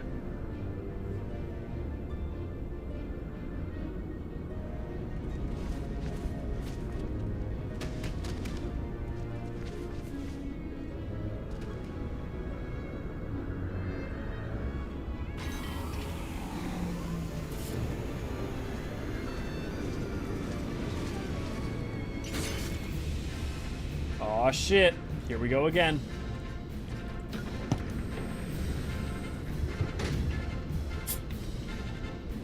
Keep them occupied.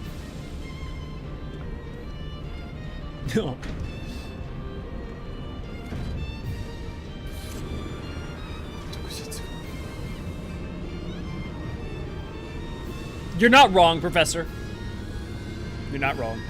To be honest, I don't feel whatever my age is supposed to feel like, I guess. Yeah! Like, there's a certain amount that physiologically you can't change your age, literally. But, you know. It would seem we have no choice. Disposition is disposition. You must continue on. We will hold them here. Take the eye. It should still hold enough energy to be of use to you.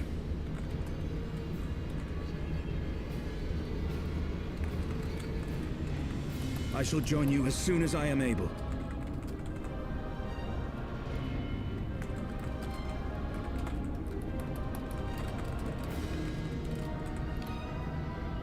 Enough talk. Make haste and stop the Archbishop.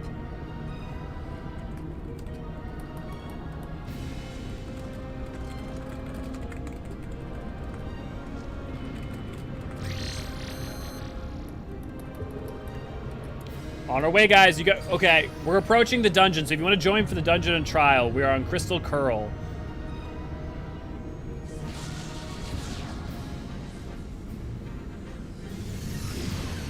Honestly, it's gonna be really, really fun to play 7.0. Oh, but I play launch week. I bet none of you guys are gonna want to watch 7.0 when it's live, like literally the day it comes out. But I'm looking forward to being able to play content with you guys where I don't know what's going on ahead of time.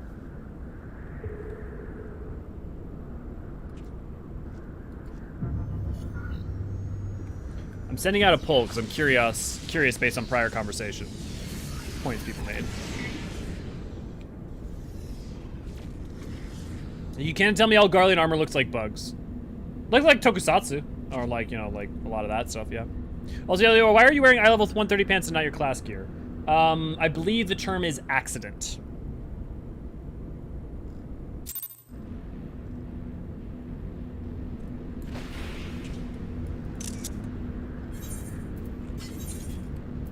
It would definitely help to wear my appropriate pants. Much better. Now I look like a Dragoon. I just looked down to the left and all I see is Willow just talking about the FC. I gotta say, we're hot.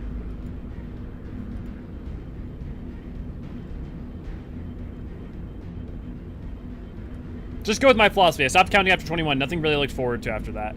I think the thing is for me is that like the year I turned 18 was shit for so many reasons that like my 18 to like early mid 20s was like such a nightmare for a bunch of reasons that were out of my control and some that were in, but most that were out of my control, that like I've only gotten to really have what like a normal 20s life in some ways starting, I mean in some ways I haven't even really, so like I don't know, man.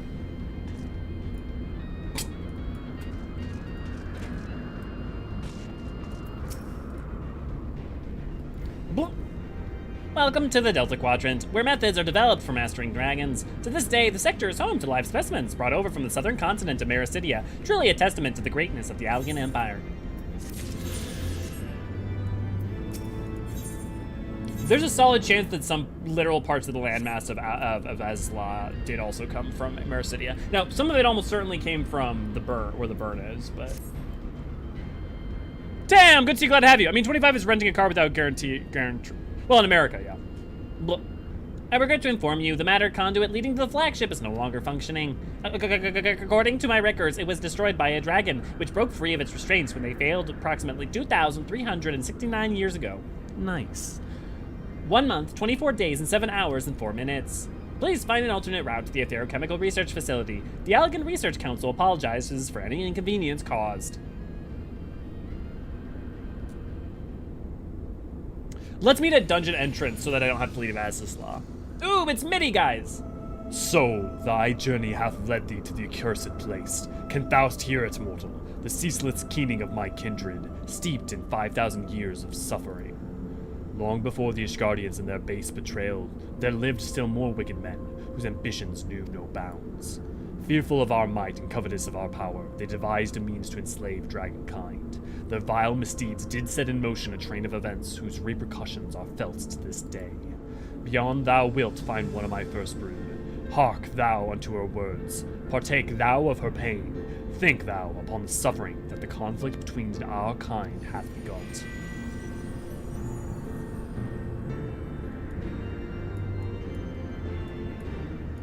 Purely situational. Interesting.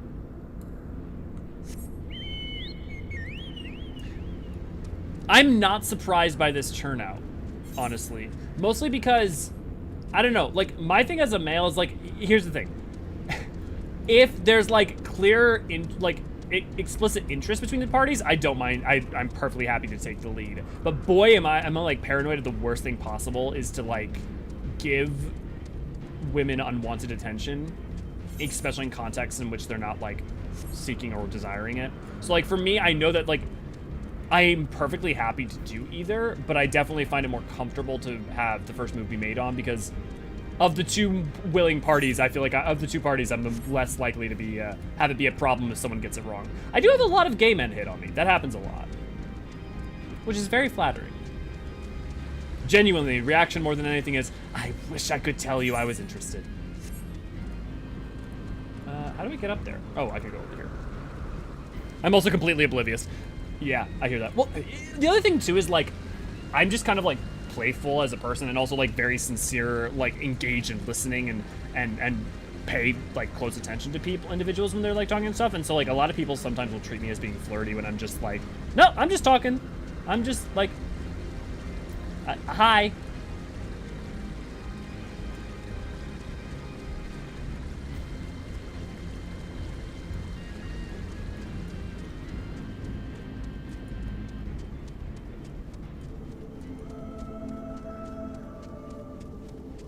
And then you got Willow, who's just ready to just, like, Tinder it up. Get all them dirty dates and dirty deeds. I'm just chicken. Yeah, I'm never scared of it. I'm just, well, I'm terrified of giving unwanted attention to any individual, especially, like, as someone who can be socially anxious myself. A great worm is being held in some manner of restraint.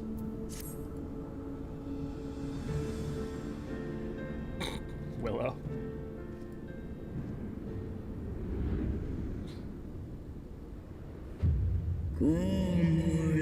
Who cometh to this forsaken place and disturbeth my solitude? Should probably do. Sounds like the fucking cave from Aladdin. That's a fair point, Cathra. Tiamat, my child.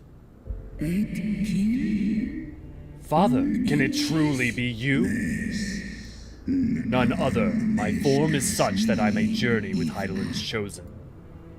A mortal who desireth to end the war between man and dragon.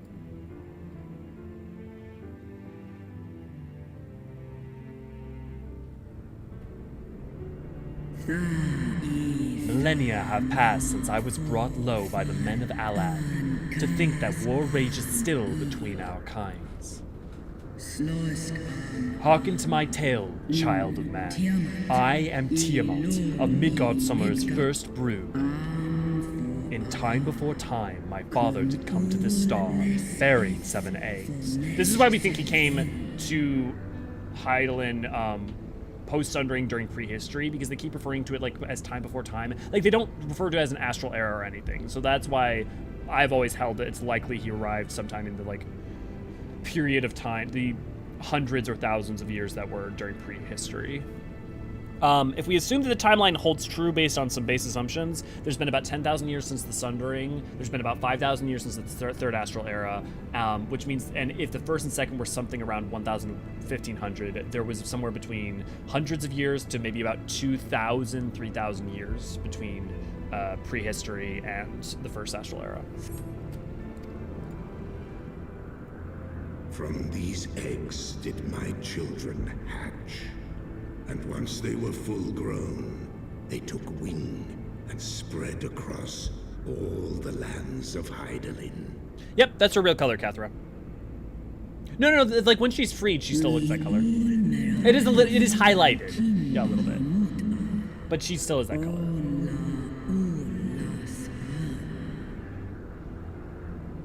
Together with my brood brother Bahamut, I journeyed south to Mericidia, and together we brought many children into the world. Actually, let me there's an important connotation there. So they brought forth innumerable children into the world. What they mean is they both gave birth to their own broods. They did not, like, sleep with each other. One, because they reproduce asexually. So, like, they both produce children. Although they may have considered them shared offspring. We abide in peace and all was well, until the men of Alag came some 5,000 years since. They slaughtered my children in droves and took from me my beloved Bahamut. 'Twas then, when I had fallen into the depths of despair, that black-robed men came on to me, the Eorzeans. Yeah, the crystals are casting some highlights, that's fair. Yeah. They offered to resurrect Bahamut through the dark arts, and I, in my grief, accepted a decision which I shall regret unto my dying breath. For what they brought back was a mockery of my beloved. Worse, the Eorzeans gifted his murderers the means to entrap him. Know this, child of man. The beings thy called gods are but specters of thy mind's creation, given form at great cost to Hydaelyn. Many such beings yet slumber across the land, brought to heel by the selfsame empire that bound me. They must not be released into the world.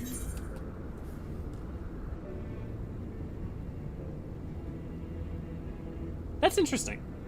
Many such beings yet slumber across the land, brought to heel by the selfsame empire that bound me. They must not be released into the world.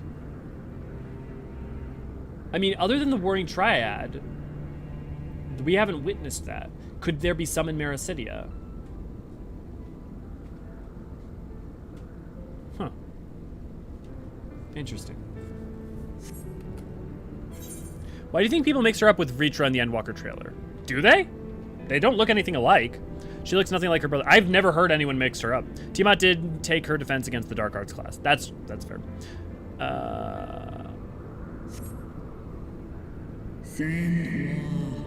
If thou wouldst end the conflict, vanquish the Eorzeans, and deliver the weak of will from the bonds of their dark influence.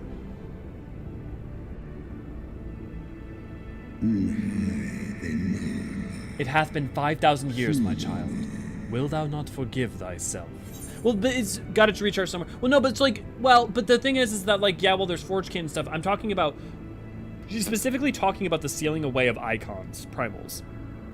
And the thing is that the Warring Triad and Bahamut are the only ones that we only get major references to having been sealed away. But there's another interesting thing in that we know that there were Mammal Jaw sealed within inside the Crystal Tower, which means that the Allagans may have at some point been in the New World. So maybe we'll witness there's installations there as well.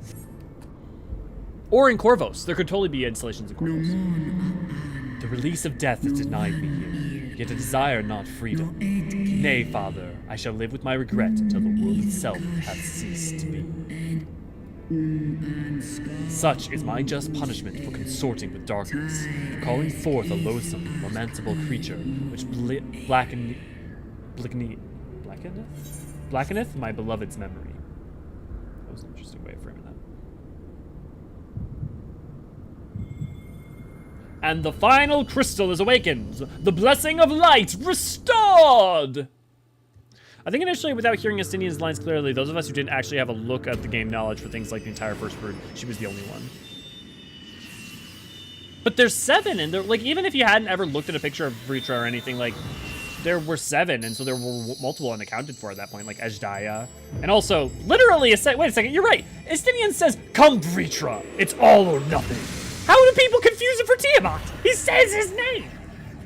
We really know from in-game as being alive and available. No, because in-game we weren't sure for what was up with Vritra, but we knew that they existed.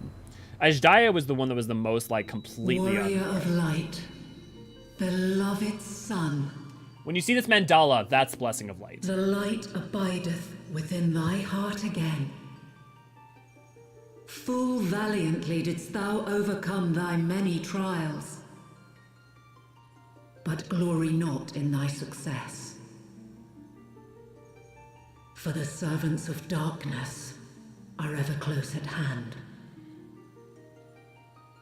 Okay, I see what you're saying, Tam. Receive Yeah. my blessing once more. Well, and Bahamut. Well, if you do binding coils, I guess. And go forth to shine thy light on all creation. Well, and we met Nidhogg, who would have been gone at that point, and Hraesvelgr. But again, I follow your point. Thank you, Ray Ray. Mare City is a hard place to live. I imagine a lot of terrible creatures living there and thriving. Well, there's definitely going to be a lot of... There's still probably like to be a lot of either Forgekin, Chimera, or... broken down the wall I built around thee, and partaken of thy mistress's blessing once more. Midgard makes it clear. The thing we restored was the blessing of light. The echo is not a blessing provided by Hydaelyn. The blessing of light is. They are separate things. Mare City does hard play. So yeah, Mare City, some of the little that we get about it is basically it never really fully recovered from the Third Astral Era. She doesn't have a noticeable giant horn. Well, I mean, or like, you know, like, or the mouth tusks, or the fact that, you know, he's green, or, you know, like, the entire silhouette. The fact that she's like a classical worm, or like a dragon, and he's more like a long, lanky boy. Is it a thing that gods use the old speak when addressing people? Yeah, I mean, that's just about using heightened oratory to give an air of, like, authority and, like, antiquity. And, like, it's just about, like, conveying a vibe and a feeling. Okay, yeah, forget Bahamut, Nidhogg, Hraesvelgr, but two of those were specifically killing, the other one was unique wings. Yeah, again, Tim, I totally hold to your point. I will say, personally, to me, it's as weird to think that Vritra was Tiamat as it would have been to if people thought it was Hraesvelgr. I get that, like, well, Tiamat's a dark color and Vritra's a dark color, or, like, they both have red eyes, or... So, like, I get, like, there's ways that you could argue that it's the same, but to me, like, Tiamat is so wildly visually different to me that, like, even if you had just seen Tiamat here, and then you saw the trailer, I'm shocked that people confuse them. And again, Istinian says the name, but I take your point. The fact that his name is Vritra and her name is Tiamat. Yeah. Here's the thing, though. I'm also this way with, like, music. Like, the first thing in my notice, though, is what people are saying and words. And so, for me, I don't know how I would have watched that and missed him saying Vritra. So, like, that's the other thing. I will also say, it's important to note that, and this doesn't necessarily count, because, again, you would have had to have had EE1 and stuff, although this stuff is somewhat elsewhere.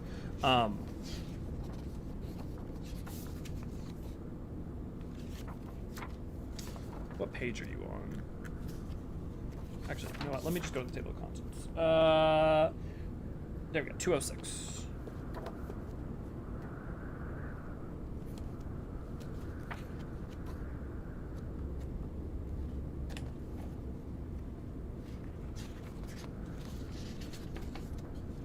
Okay, is that art not at the beginning? No, maybe it's up at the top. Maybe I was right the first time. Oh, you know what? I think I know where it is. I think I know where it is. Let me have my moment. I know I'm stopping the stream for random art.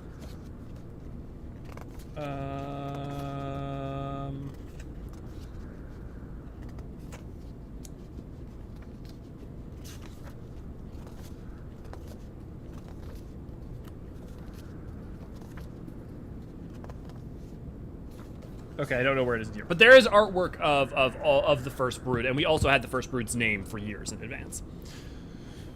I understand entirely. Personally, I have audio processing issues sometimes, so I didn't understand what we were saying for a while until I saw the video with the trailer breakdown. Totes, Tam.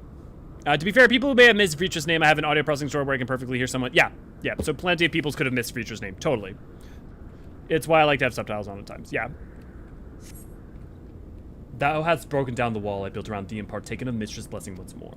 So hopefully that also helps, like, clarify the point I was making earlier, Jubilee. Art thou, mortal, stronger than any other of thy kind. Having looked upon thy deeds, I am convinced thou art worthy to bear her light. Well, thanks. The Covenant bound me to thee, but 'twould seem our fates were mingled from the first. Though I will not fight thy battles, I will yet lend thee my wings. Yeah! Dragon riding! Not that kind, Demins. Woo!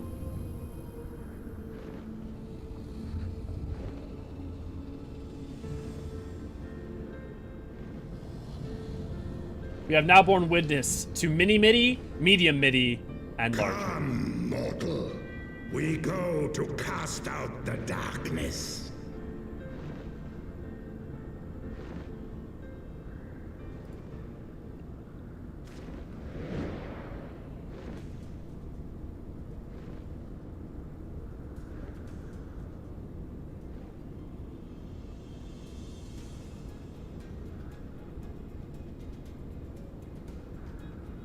Sadly, we can't talk about that because endwalker spoilers, but I'm surprised.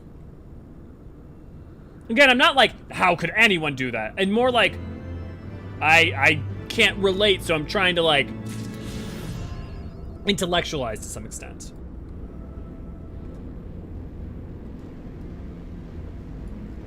Let's rock!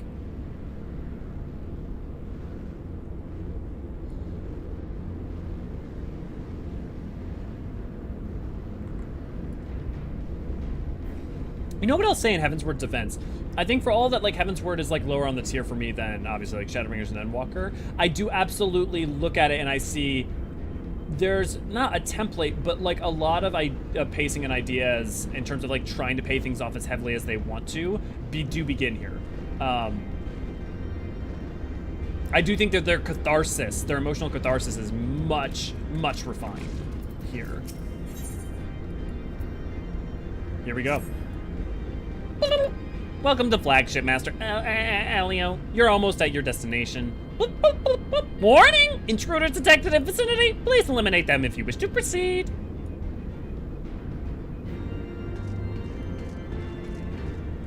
You can be my bad trip. You damn well know there has to be one for it.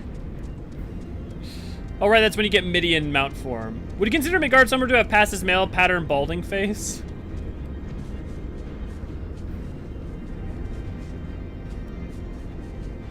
That is such a choice of question. I suppose?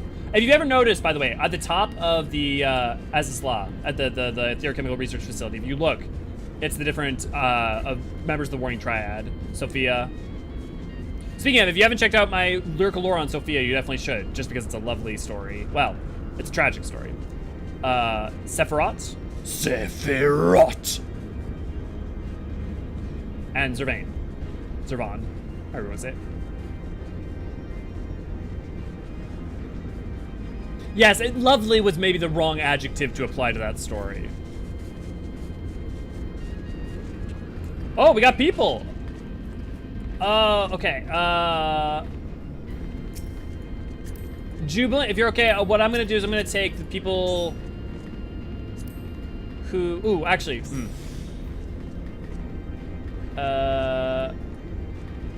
Jarek or Logan, are either of you okay with waiting for, who here is okay with waiting for, the trial? Also, we do need a healer, so who here can do a healer?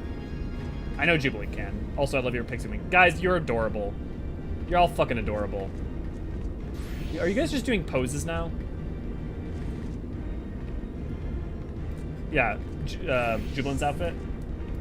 Jubilant's just over here being a songstress. An empty hearth down by the sea. Yep. Midi goes ham in providing for the Warrior of Light's comfort when he turns into milk. Comfy seat, bedroll, provisions, and food? Truly, Midi is the Warrior of Light's dad. The problem is you wish he was the Warrior of Light's daddy. Hopefully the Warring Triad and Kefka will be an ultimate fight at one point. Oh, I think so. If they're gonna run out of ultimates at some point, they're gonna have to go do some other things. They're gonna have to come up with some stuff. I think we definitely see things like the Warring Triad and stuff. If the Warring Triad isn't the next one. I don't think you'd see Kefka. I think you would see Omega. White outfit as well. Oh, you mean the Willow? Oh, the Willow that... Yeah, people love Willow's outfit. Midi can just be dead. Okay, Des is our tank. Can someone wave if you're a healer? I totally missed if you could wave. Because we need one healer.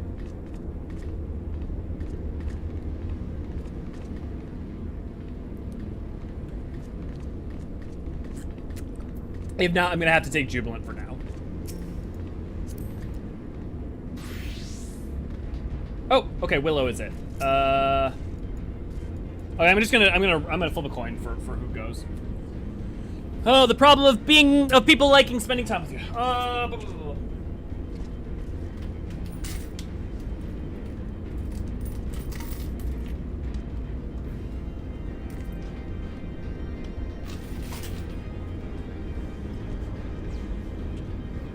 Heads, Logan. Sorry, we got tails. So Jarek, it's you. Logan, stick around though, because we're gonna go straight into the fractal continuum right after. Let's get through it quick, shall we?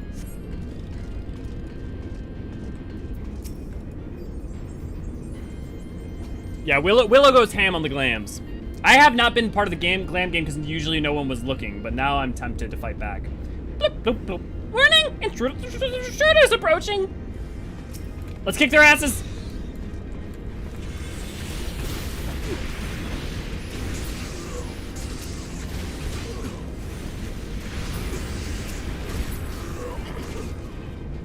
Hot damn, guys. See, my problem is I wish there were more, like, ways to integrate the two different tank clans. Tam, are you Jarek? If so, I can invite Logan then. Yeah, because Des is Des, Willow's Willow. Cool. Then, like, here, I'll just invite. Cool. Let's do it. I'm just gonna take that spot, because I'm a basic bitch. Oh, I have to still accept it. The Edge is calling tonight. The Edge is calling tonight. Bloop. Area secured. Lifting access restrictions to a therochemical research facility. Restrictions lifted. Please enjoy your stay. Blip. Unknown energy source detected within the therochemical research facility. Please exercise caution. I am pleased to have been of service to you, Master Elio. Please send my regards to Master Wedge.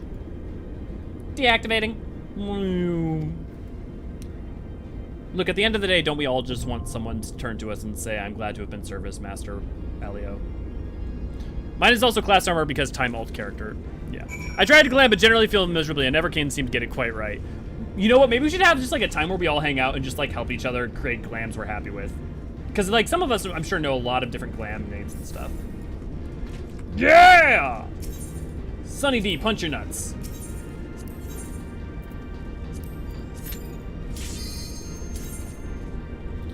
The impulse is real. Remember not to backflip off the edge of the arena during the Sephiroth fight when the Edge is calling tonight. That or be a Reaper and yeet yourself to off the edge. But I don't have nuts. Oh, Sunny D, punch your nuts. You could be the one punching the nuts. I don't know, Dest. How much of a sexual sadist are? I mean, I guess you don't have to punch nuts to be a sexual sadist. How much of just a sadist in general are you? Not with that attitude.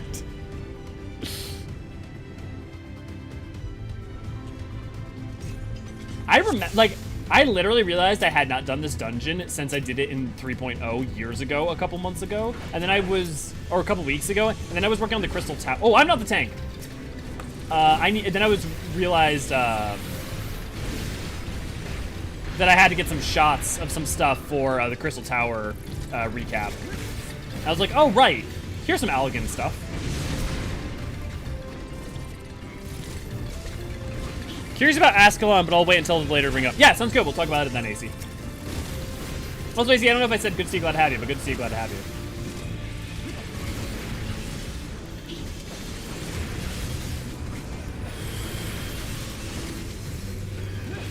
I have aggro! Save me! Use an AoE, I beg of you!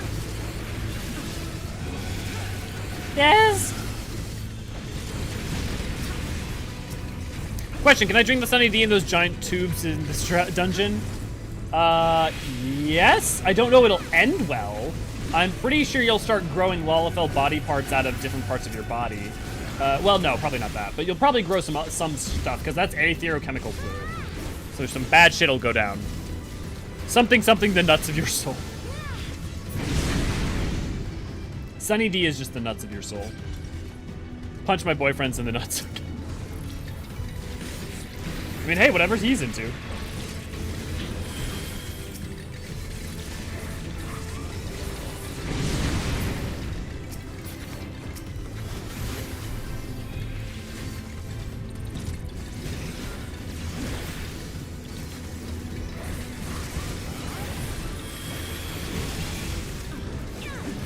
Joke's on you, I'm into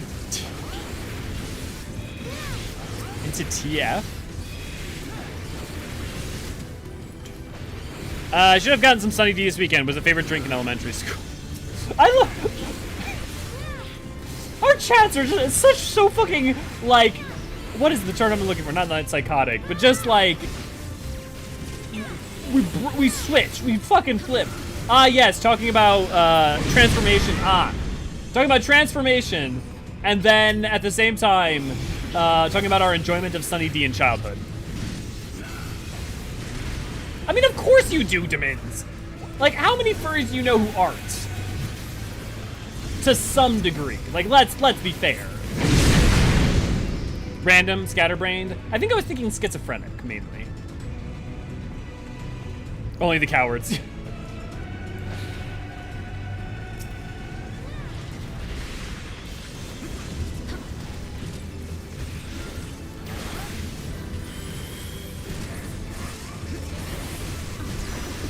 Oh, you know what's a fun thing to talk about in the middle of a dungeon? What are you guys... Manic chat, yeah, basically, Gemini, thanks.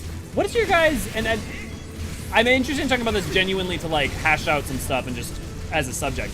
What opinion do you have about 14 that you think is the most controversial that's negative? Now, I'm not saying, like, you need to be a negative Nancy, but, like, do you have a thing that you really don't like that most people do like? Because I'd love to hear what.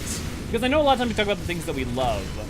But I'm curious to see, like, if there's actually more consensus than we think there is. Sunny D do be slapping, though. Yeah, slapping them nuts. Not sure, because transformation might be more specific of being into the act of transforming as opposed to something. I mean, transformation can be a lot of things. Like, it can be the transformation, like, human animal, but it can also be things like human to succubus, or even, like, all sorts of stuff, depending on whatever you're into. It's a very broad categorization. This is not how I thought my day was going to go, I'll be honest. There is nowhere to run. I hate the 2B leggings, worst thing ever added to the game. How come? Can you withstand this? I mean, that makes sense, though, because you, like, also hate modern clothes in general, too. As someone who, like, doesn't love, like, who kind of hates, like, the modernist clothings in general, having them, too, I feel that, but I guess I don't hate the 2B leggings, which is funny, because I really hate sexualization, like, over-sexualizing in general, but I think, like, having that option to be able to create glams like that can be somewhat fun. I mean, I don't partake in it particularly, but enough. The same way that, like, I can find value in, like, having, like, the maid outfits and stuff, even though I don't particularly use them. I really wish the glam system worked like it was in WoW Transmog. Yep, I don't even think that's an unpopular opinion, Tam. I think a lot of people feel that way. I think people who love this game probably feel that way. I don't know a lot of people who actively defend the glam system in this game. Because the foot model is terrible. The foot model? What? It's terrible. I can't how anyone can look at this and not see it. I have no idea what you're talking about. I'm gonna have to look at it after this.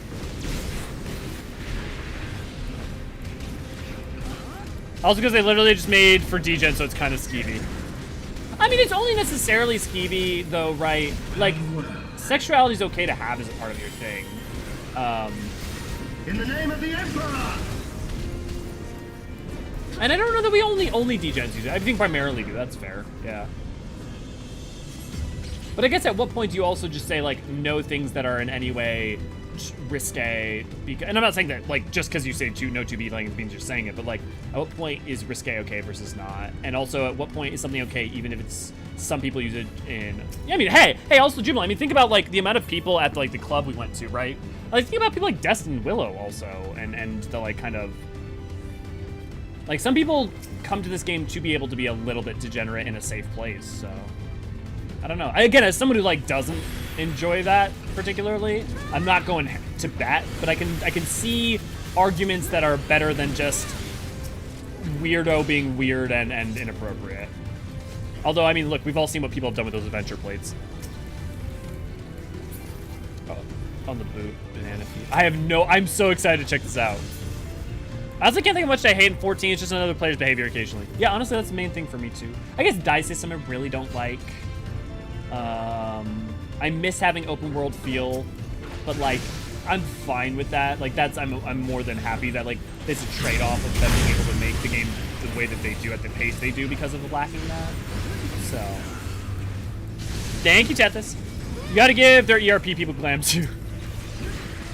I mean, that's the thing is some people might argue no. You know, because some people just don't like the skeeviness of any ERP.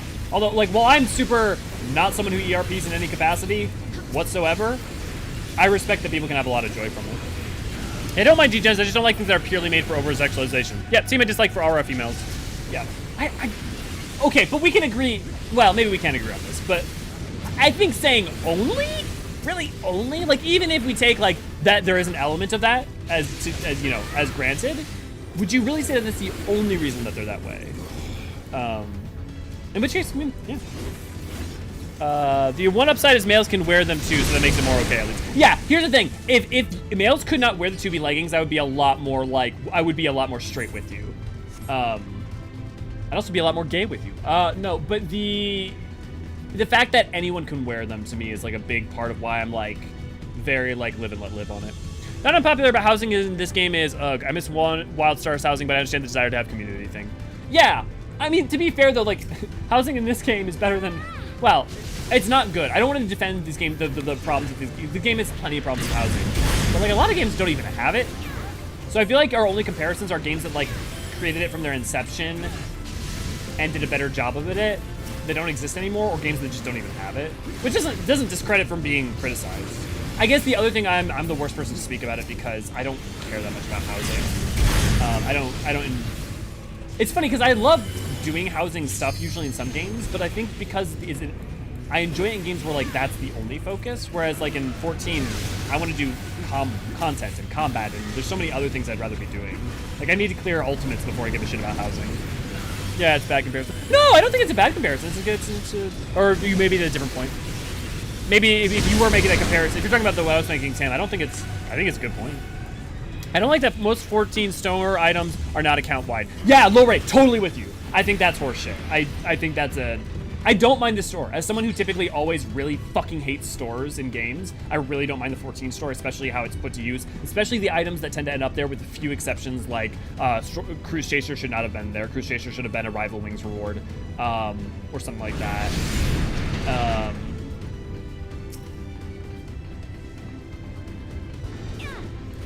Activating Harmachist, commencing bioweapon assessment. So yeah, I definitely think that that's one thing that all those, and I think, if I'm not mistaken, the reason why it's not is actually dumber than you think. At least I think it might be a product of the fact that they can only have a limited amount of items they can attribute the account-wide slot to. I think I read that. I may be wrong about that, so don't take that at face value. But and because of that, they have to kind of pick and choose which items they want to be account-wide. Which isn't a good answer. Like, that's not like, it's a reason. It's not like a good justification.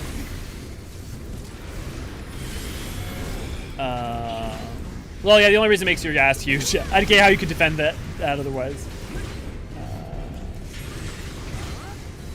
I don't like the most for male VR can wear the leggings and no one can tell the difference. They actually did have to nerf the butts.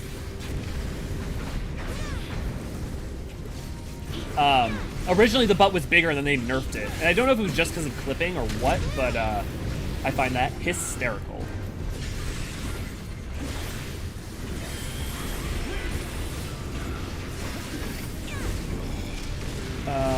I'm paying $20 for an outfit. Let me use it on all my characters. Yeah, it's honestly the only reason I don't haven't bought the Nazia outfit. Technical debt. That's an interesting case of whether or not that's technical debt, though, because like the thing about that being technical debt to me is there's a. I guess no, I can think that's fair.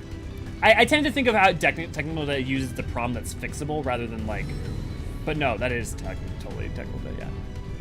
There's a hard limit count-wide mock station items, a hard limit to armoire. Yeah, I knew about the armoire. I wasn't sure about the count-wide thing, but yeah, okay. In fact, you can't get one Fantasia at the very least per expansion. It's too expensive for cosmetic change. Hey, see, that's a fair. Yeah, I think like each expansion should give you like maybe when you buy an expansion, a Fantasia should come with it.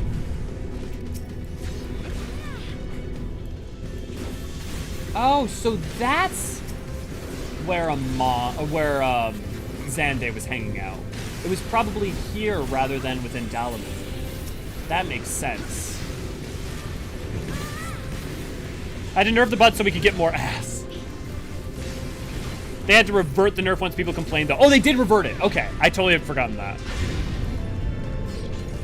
those hard limit things, I swear to God, came from an interview. So I feel like for sure that was not just like someone speculating.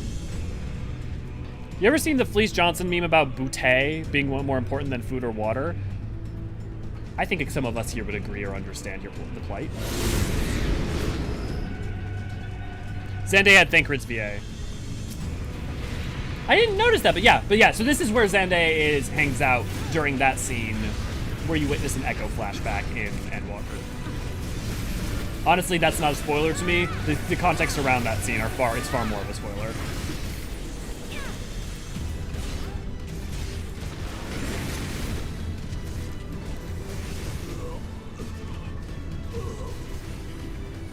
I'm stoned, guys.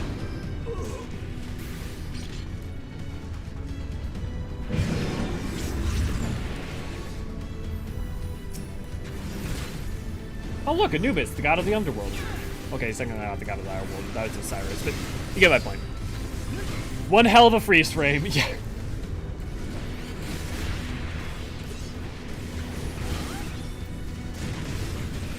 There we go, talking about the devil's lettuce again. We ended as we meant to go on. Honestly, to me, it makes a lot of sense to reuse voice actors where possible. That's how you end up with, like, Gosetsu also being the voice actor for Vritra and Hori Boulder. All these squares make a circle. All these squares make a... All these hexagons make a... circle. All these hexagons make a pathway.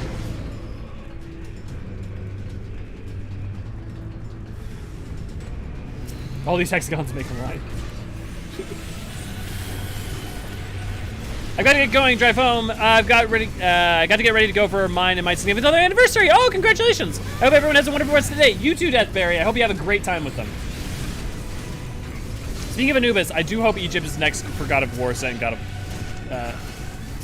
what are our options based off of Tyr's thing, right? It was Rome, Greece, Japan, and... It was Celtic not. Was it Celtic? What was it? Or was it Egypt there? Either way, I definitely would love to see any of those.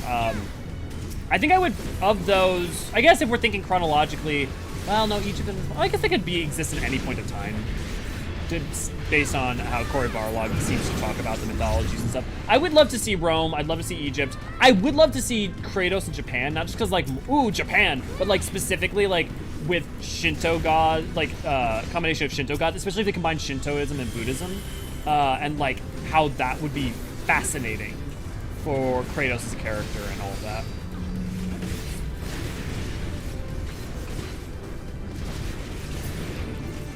I like that they use Force Funnel's VA for Golby. Oh, is it? I totally didn't realize that. Is that like confirmed, or is that just you think they sound alike? Because I've also, this is not aimed at any of you in particular, I have borne witness to so many people saying, oh, this voice actor's this guy. And their reasoning is, well, I think it sounds like it. And then we find out later it's totally not. All these hexes make a line, all these hexes make a line. If they do Rome, I hope there's a joke about how the gods there were just ripped off the Greek one. I mean, you can't not, right? But see, I feel like that's why Rome would be so perfect for Kratos, putting him up against, not just like in conflict, but like in a context in where he has to contend with gods that are reflections of the ones he killed, dealt with, and the tragedies of his past, you know? I feel like that would be fascinating.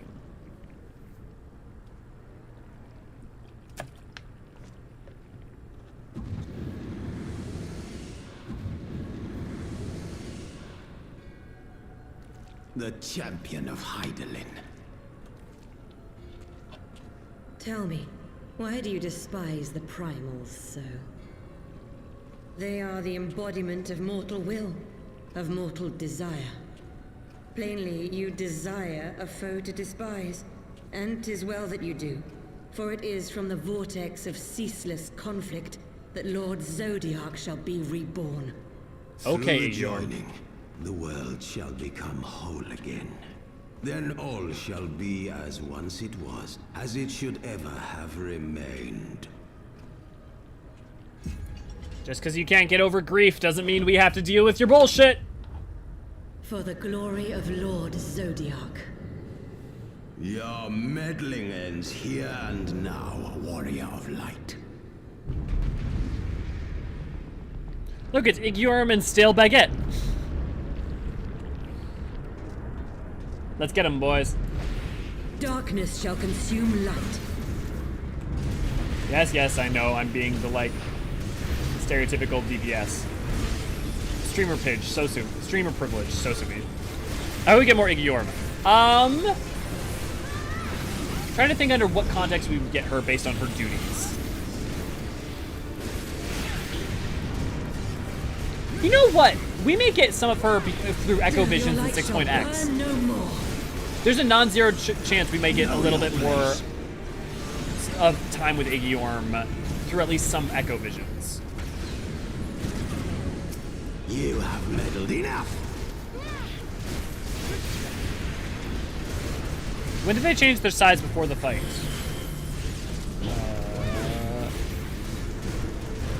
I don't know.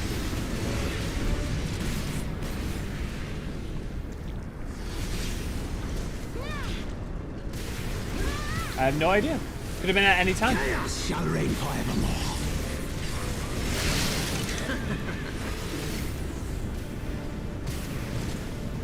I meant to press X, not that. Oh, come on. Oh, I'm gonna get hit by that.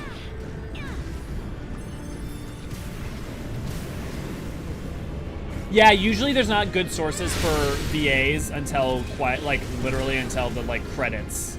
You'll not defeat me again. Kick some Eorzean.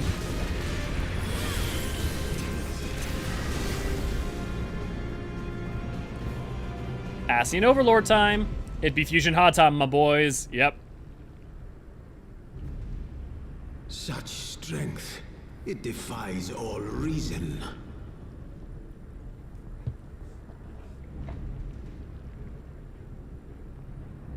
No, I will not be bested by the likes of them. La Habrea, it is time.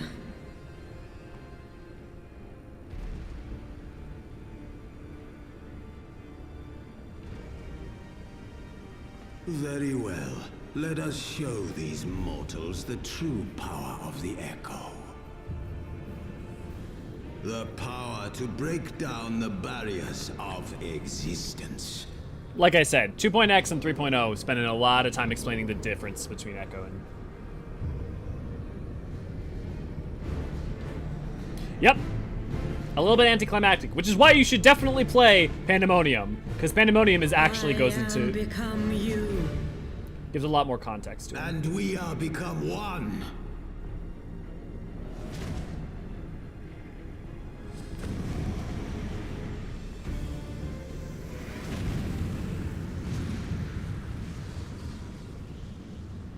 Is the voice of Kairos, which is interesting. That's probably just reusing who they had on is this how Eorzeans had sex? I say yes. I think there's a non-zero, not how they had sex, because we know they reproduce. So, like, I think that, and they don't create children, because you can't create souls. But basically what we get from Abyssals kind of seems very intimate and damn near sex-like. So, there's, like, non-jokingly a little bit of element to that, like, there's, that might have been used as a form of intimacy. Come, mortals, render up your souls, that Lord Zodiac might be reborn. I think fusion is related to Blank's research. I don't know if it's related specifically to that character's research because it comes back up under, like, in Eden with other Eorzeans and other peoples. I know who you're talking about. I don't think it's that. I think that because especially with the way we get that, it's kind of shown that she's just using that as a way to communicate what that's like. In order to communicate, like, truth and honestly to La Habrea. So I don't think so. I think her research might be use it, but I don't think it was devised from her research. At least I don't get that impression. And I just finished writing the Abyssals recap this morning, so.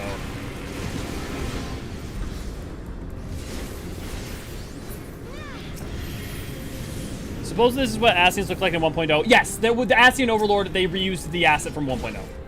But admittedly, I do not remember when I heard that. Yes, the Eorzean Overlord model is in 1.0.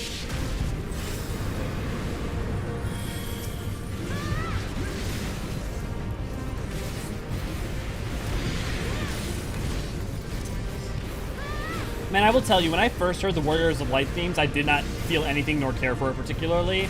But the more I've played this game over the years, the more Torn from the Heavens means to me. Oh, no.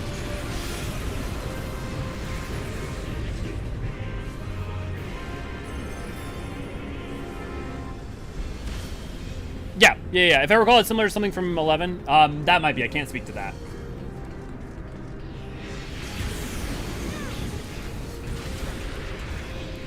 This is partly explaining some of the stuff from 1.0, like why we saw that in 1.0. Also, we see Ancients can get old in short span of time than originally thought for a long-lived race. I mean, I wouldn't say so, AC. We don't know how much time passed between... If you're talking about Hephaestus and La Brahea, we don't know how much time passed between those events, or like how old characters like Eric Thonios is. So I would not say a small amount of time passed. We also don't know, for instance, that La Brea's visage isn't just a byproduct of him wanting to look that way. Right? Because we also know that they have the power to control some of their visage as well, like in revealing their true forms. I was a bit early on that.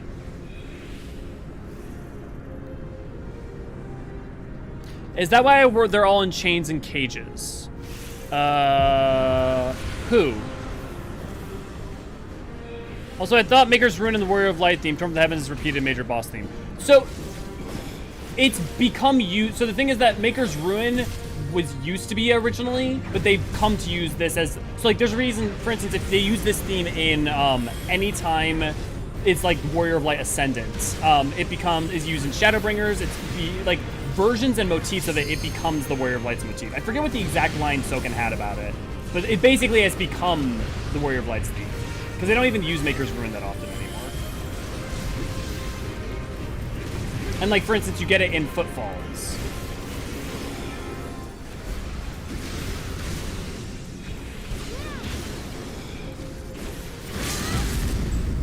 Whoops, I forgot to limit break.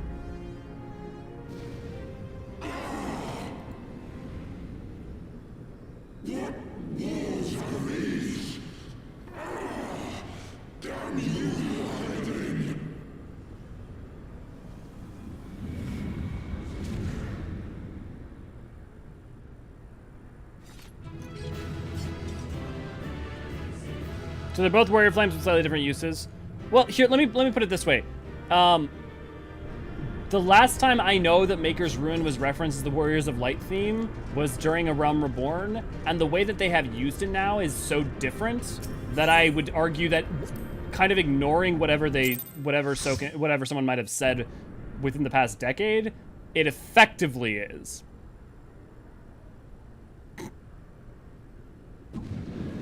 Willow over here just enjoying your bubble. Sorry, Ray. I thought I was being careful. I thought I was talking around most of the important stuff.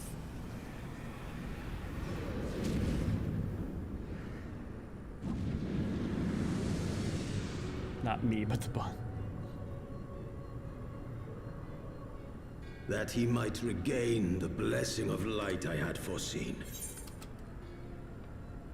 What we regained was the blessing of light.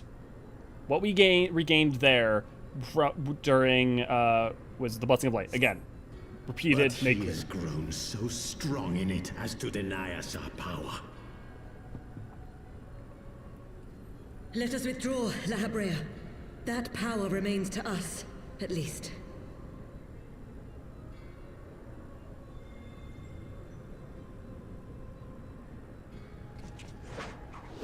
Impossible!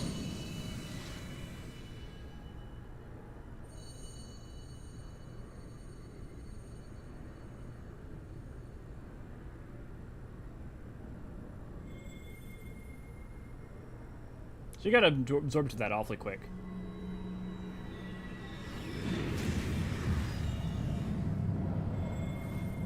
Did I miss something? When did Justinian hand us the eye?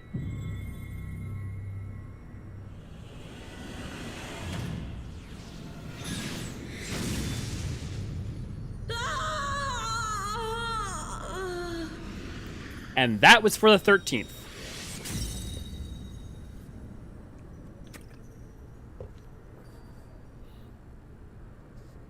Now, do you want to send her to your PC or Switch out? So, you harness the eye's power. Okay, I just must have blanked for a second there. Thanks, Professor. What will you do now, hero? I don't know why, but for a second there, I just completely forgot that.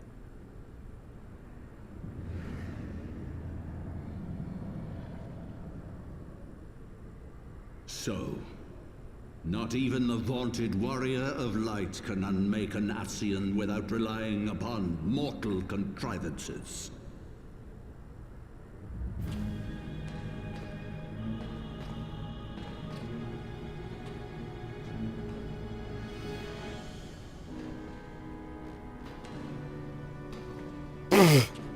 AC. You. In the distant past, King Thordan and his knights 12 fought and defeated Nidhogg. Though the victory cost them dear, they were rewarded with a great prize, the dread worm's eyes, both of which have since been held in the Holy Sea's safekeeping.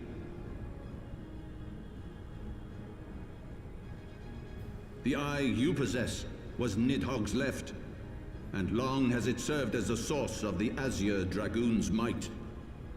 I realize we're solo. I realize we're solo and tired, but why are we letting him talk? Why are we letting him monologue? Well, honestly, the fact is, like, once he took on a primal form, since he doesn't have the echo, he probably isn't prevented from being tempered by himself. It has lain here, joined to the person of Haldreth, the first Azure Dragoon.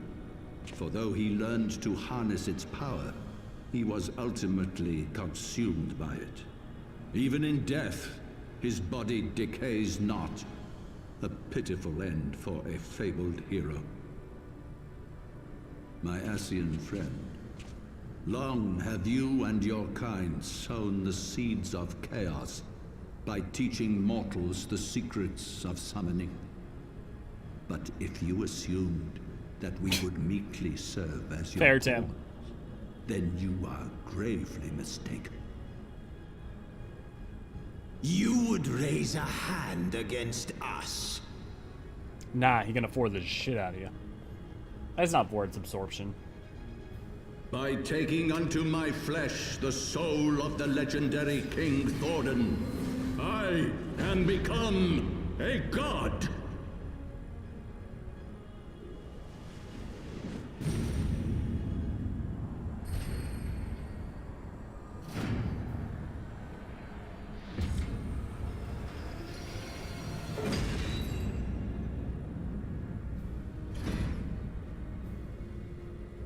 Like, I appreciate Thordan, but he's kind of has the Dark Soul 2 problem of he's kind of just a dude in armor. Like, as a design. I think he's fine. I do love, like, the Dragon Song reprise. I think design looks fucking phenomenal.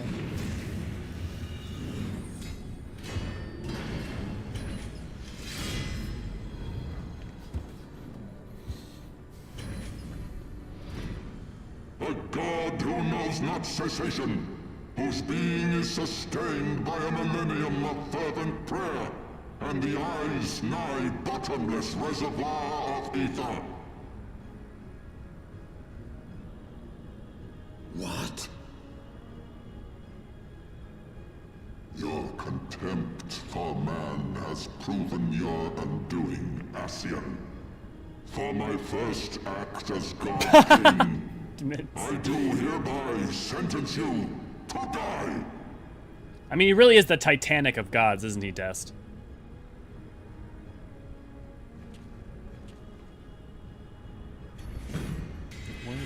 Why did it not absorb enough?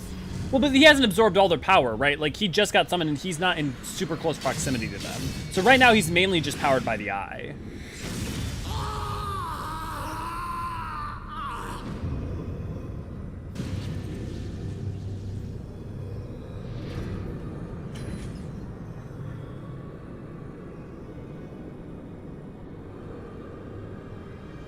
Gods feed upon ether. It matters not what form that ether takes. Eorzean souls are no exception. I shall put an end to 1,000 years of conflict. After his defeat, La Habrea's soul should have probably returned to the Ethereal Sea. Dragon or primal, wheresoever the seeds of chaos threaten to quicken, I shall excise them with my divine blade and bring order to the world.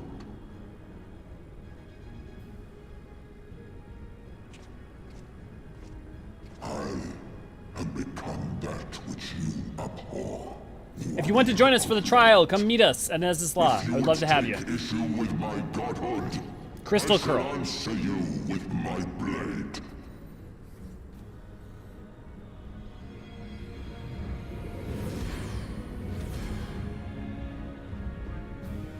And if we're gonna fight, I want to do it right, so... Well, actually, I guess he's going to go take the Aether of the Warring Triad. We saw this happen with Leviathan consuming an immortal soul as a valid method. Yeah. Well, to be fair, he arms he's priest suddenly in the body of a Dark Knight. He's a priest suddenly in the body of a Dark Knight. Professor, the sword dissipates after the fight. No, it doesn't. No, it does not. I'm not big enough. Pretty sure it doesn't. Ascalon does not. But, like, there's no one to wield it.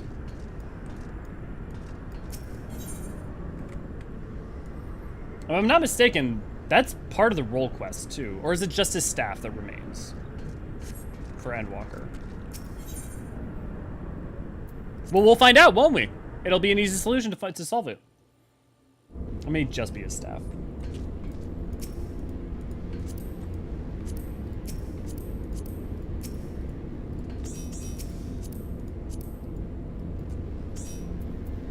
We need one more, I believe. 1, 2, 3, 4, 5, 6, 7. Jarek, can you change off of blue? I assume you were just showing off Glenn. We need one more person. I'm gonna take a second. Once the eye is taken out, it disappears, I thought. Maybe it doesn't. Yeah, Ascalon is Dragon Killer Sword in the Tales of St. George, isn't it? Yes. I also think about Guild Wars 2 a lot. Do we have one more person coming? Let me know. We could especially use a tank. Mama's on the way. Sweet. Yeah, get rid of the extra shit out of my inventory.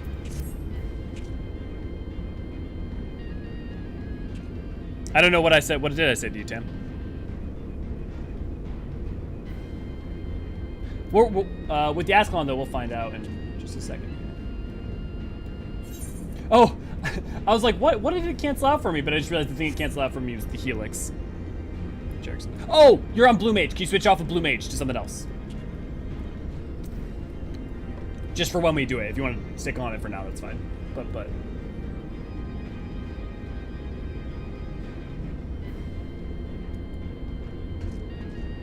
The guide notes have anything interesting.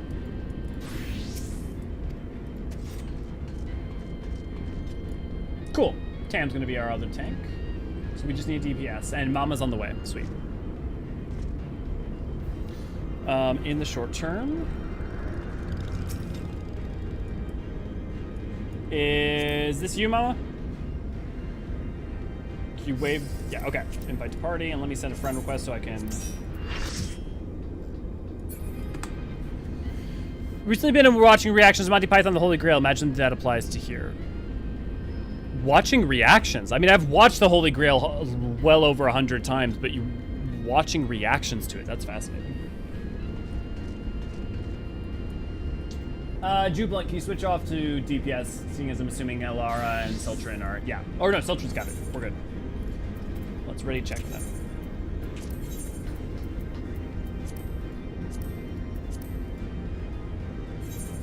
Okay, guys. Are we ready to finish Heavensward? Can I get some emotes? Can I get some vibes? So can I get some breads? Because we need to praise... Well, not praise, but necessarily mourn the loss of Laha bread. Because that bread is toast.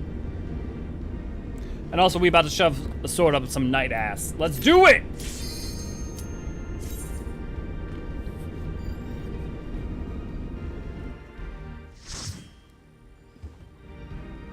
Indeed.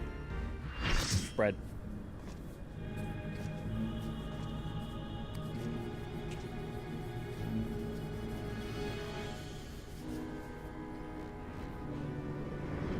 I'm about to kick your ass like it's 2016. Or 2015, I guess, technically.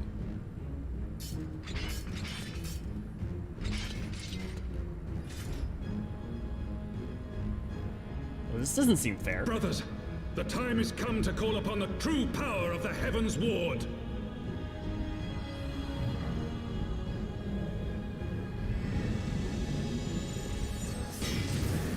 I really wish these characters had been far more, like, meaningful. Like, I understand that they had to be, like, the Knights 12. Like, it's much more powerful that way. Fight me as you will, warrior of light. I care not. All who stand against me will be destroyed, be they servants of the darkness or the light. By my blessing shall all men be sanctified, and an endless era of peace begin. Vice and conflict shall cease to be. I just, like... You reject my divinity, yet what have you to offer my people in its stead? Bitter truth? Virtuous suffering?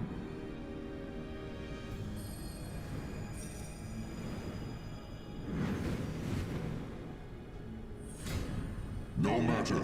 If you believe your cause just, I call upon you to defend it with your life. I'm trying to remember what happens to Ascalon. Maybe Ascalon does melt, because isn't that how Justinian gets the eye? Okay, guys. For Horshaphon. Your feeble light shall fade before my brilliance.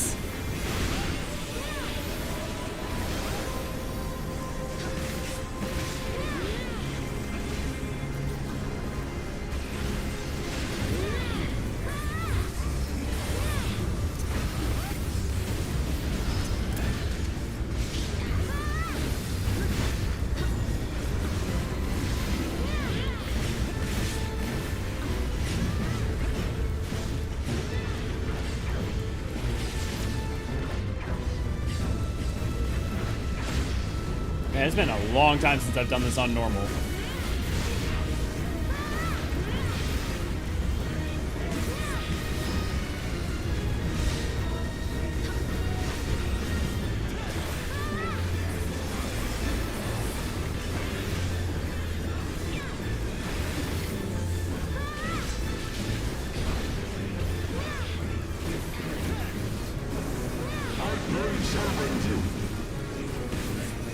Look away!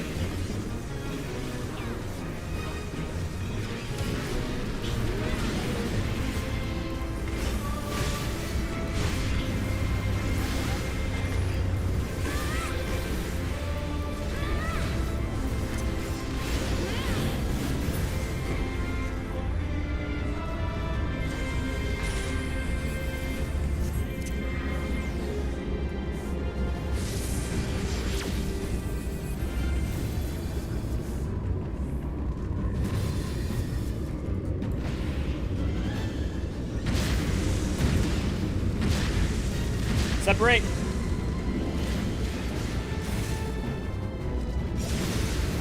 Now those are towers, Jubilant. Kick his ass.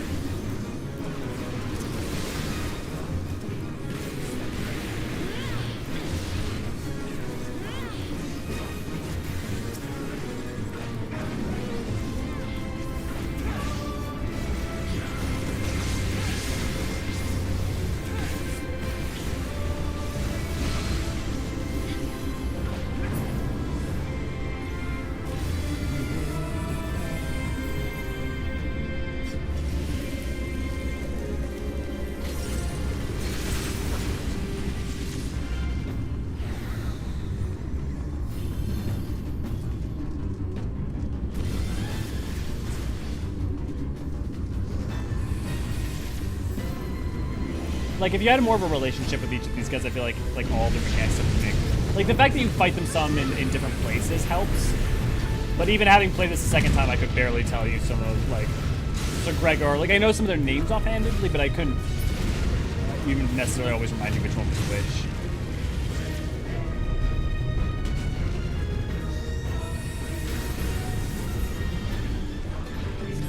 We got a paladin? No, we don't. I guess we don't have passage of arms anyways. Together.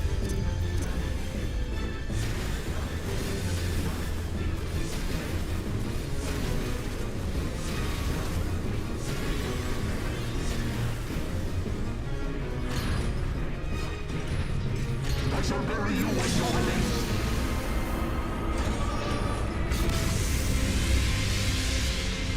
You ain't shit!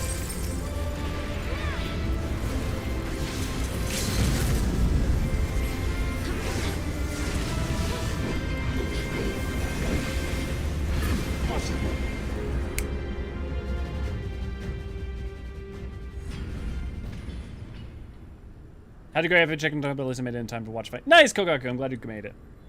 End them rightly. Yeah, just throw the pommel at his face. So, okay, Ascalon's still here, but does it disappear so Estinian can get the eye? That's what we were talking about. What are you? An embodiment of adventure. Made manifest. He actually is Vendrick, right down to the aimlessly swinging his joints. This did come out a year after. How can this be? A millennium of prayer and the eye's power combined, and still you stand.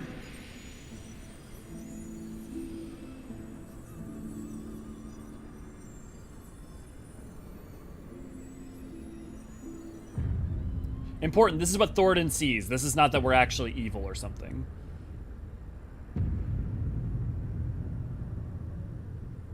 Who? What are you?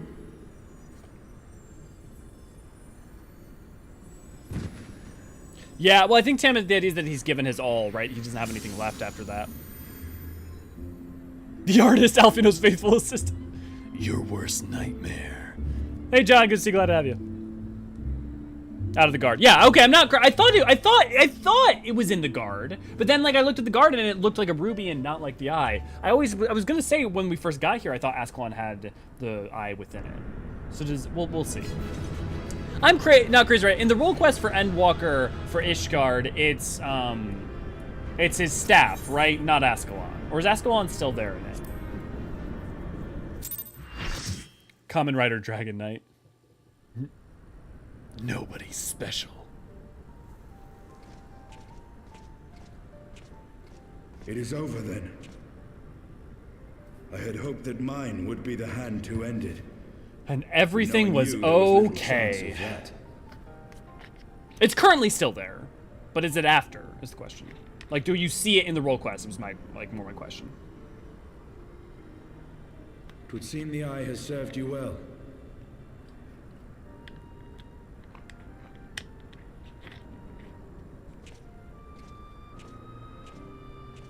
Buddy, you should know better. Oh, buddy.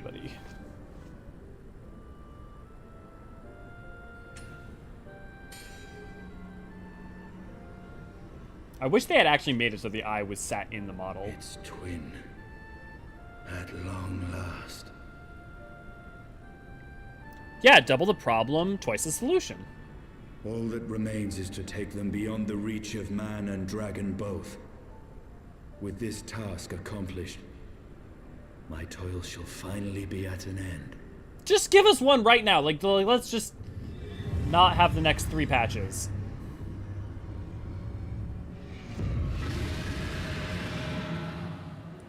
Fuck!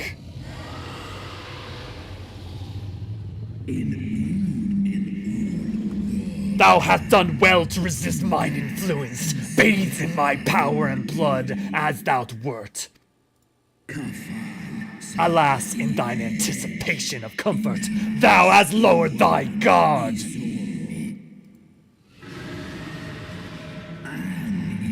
the keening of my fallen kindred, the smoldering desire for vengeance.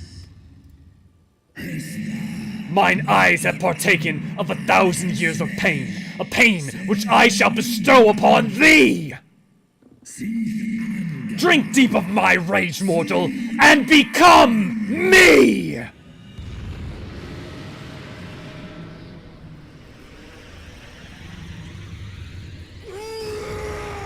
Ah!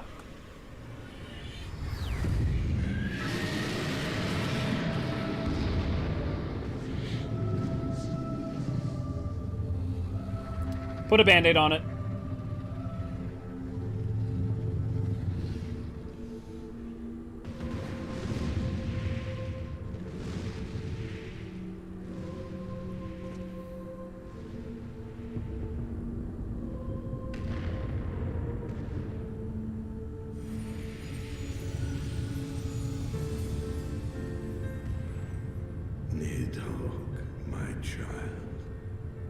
What hath thy fury made of thee?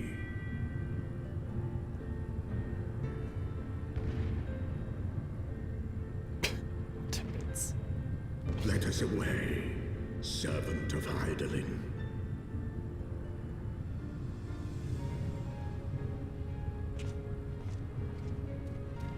I'm not sure I understand, even before Ratatoskr. How did Midgard Summer ever think all this could take place as a protector of the star? Even before Ratatoskr's death. Watch it being a plot device in 12.0. I wasn't paying attention to the ground, so I totally missed if Ascalon was still there. Can't really leave behind stuff imbued with their weapon. Isn't that how we have primal materials to craft stuff? It's a fair point, though. Items can get a little wonky sometimes. Oi! I'm trying to think of other examples that help defend the case, though. Gods damn it, you always have to cut it so bloody close. I realize that they're going to change the tone in a second here when they realize that Asini's not with us, but, like, celebrating in the midst of what just happened is like, hey guys, everything's fine! We have nothing to worry about! Absolutely nothing! Except for the primordial Scaly who's coming for us and all of Ishgard! It'll be fine, he though! has done it again. Was there ever any doubt? Let us return to Ishgard. Our friends will be eager to learn the battle's outcome and welcome back their champion.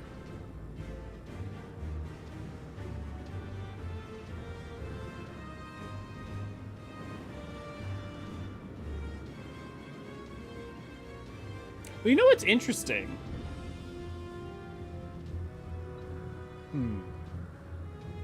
Where is Estinian?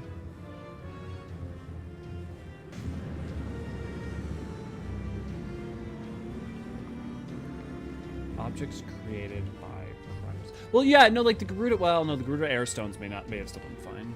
But got too into role playing as his persona, much like in real life. Horrible things happened as a result. As always, Ishol knows what's up. Scale Sona. Ishol out here, the only one who can see the bigger picture in this. What else is new?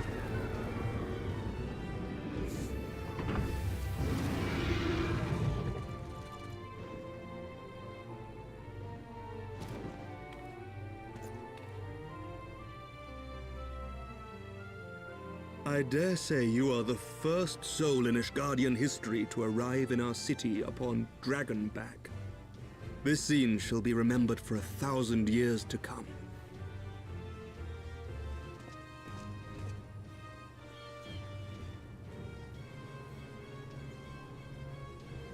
As we had feared, the Archbishop summoned the soul of King Thordan into himself, and thence became a primal. But he and his knights are no more, thanks to the Warrior of Light. Yeah. Your struggles are not yet over, mortals. Whom do I have the pleasure? I am Midgard Sormer. I have journeyed with Hydaelyn's champion, and observed his deeds in the conflict between man and dragon.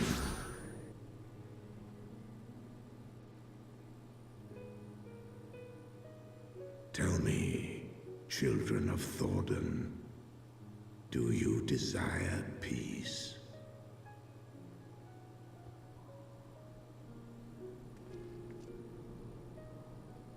My people have committed unspeakable atrocities against dragonkind, even against our own.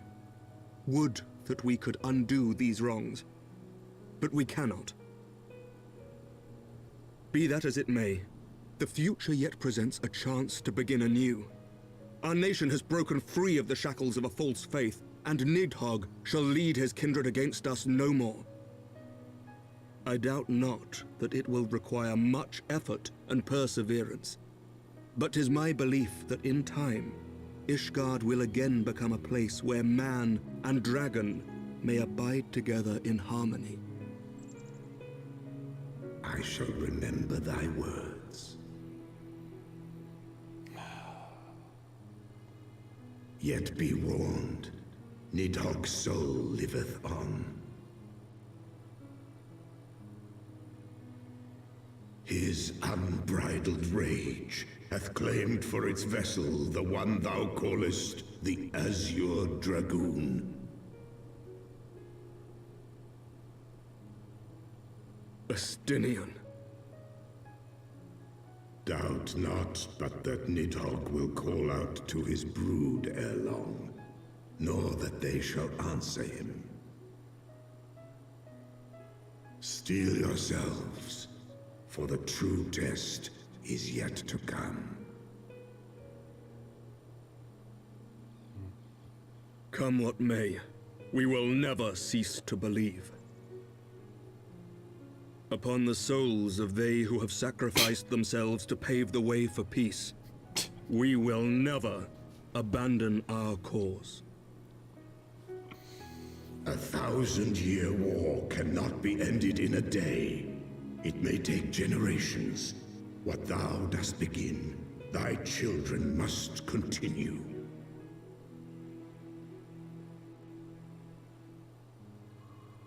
Entrust unto them thy hopes and dreams, that peace may reign again, and forevermore.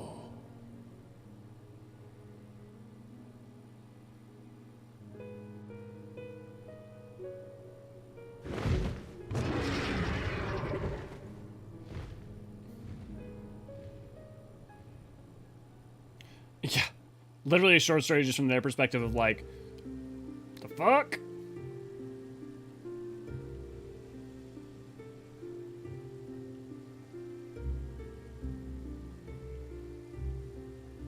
A whole lot of feather caps.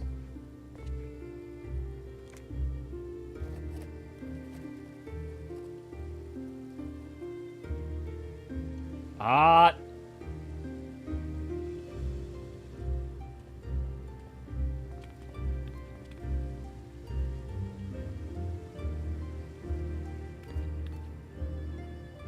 Let all here present attest that Sir Emmerich, acting on behalf of the Archbishop, has appended his signature. Your black chocobo. I do hereby declare that from this day forth, the Holy See of Ishgard shall once more be counted a member of the Eorzean Alliance. Look, don't get me wrong, I love Nanamo, but of all the leaders, why was she chosen to do this move pronouncement? forward as one and stand united against the Garlean Empire. I guess if you think about how her importance with being brought back to the fore and everything within Heavensward. Oh good, Heavensward is ending the same way that A Realm Reborn did. I wonder if a dragon's about to yell. Literally, if Nidhogg cried out... Eorzea. If Nidhogg cried out right now... Eorzea. It'd literally be the same. Because she has pretty hair. That's true, Catherine. People say Nanamo should learn to be a Dark Knight. I feel like she'd be a healer before anything else.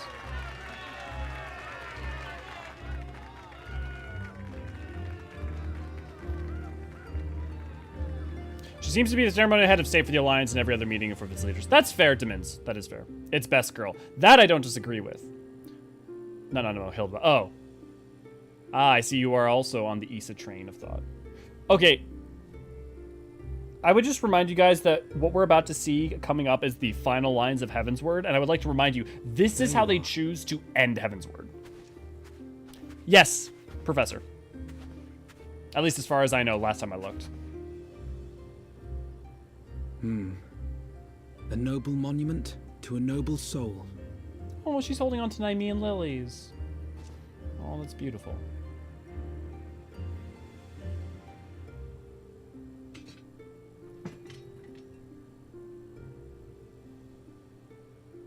Ever will he stand vigil over the land he loved. From here, Lord Eorzean can watch over all of Ishgard.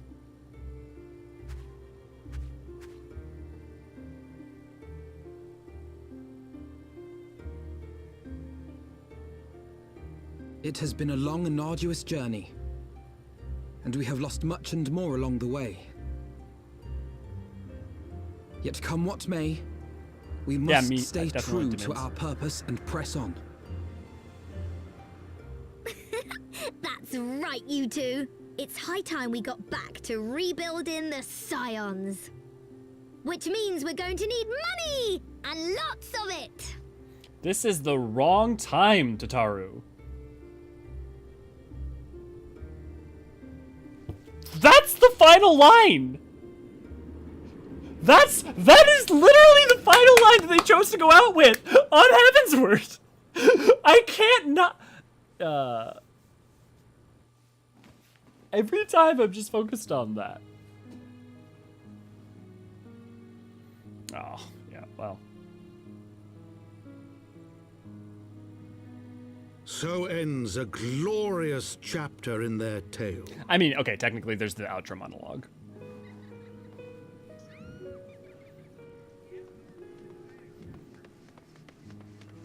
However, tumultuous days yet lie ahead for Ishgard. But, like, credits start after that. After 1,000 years under the yoke of the Church, the people take their first tentative steps into the unknown.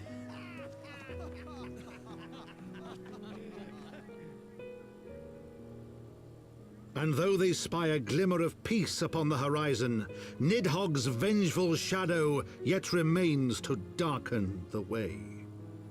Though he may be gone, just like the memories of our companions. Be in the that story, as it may, he stands with us in these words. So long as the young commander of the Temple Knights and his heroic companions are there to guide them, the people may hold fast to hope. The hope that one day true peace will return to Ishgard, and that man and dragon may live in harmony once more. Let the deeds writ herein never be forgot. That they may inspire generations yet unborn to strive ever heavensward. And roll credits.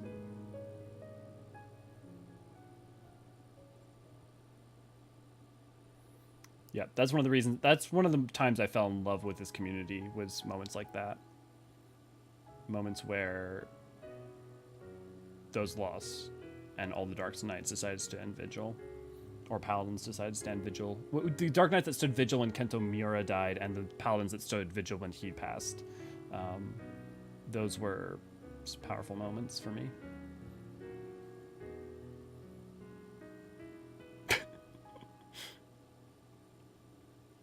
Children of the land, do you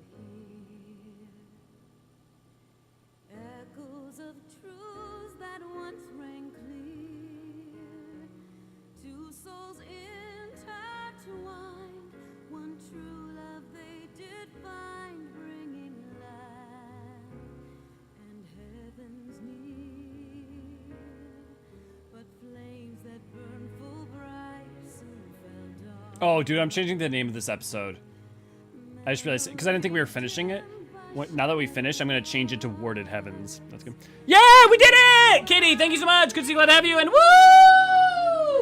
Heavensward! On to patch content! Woo!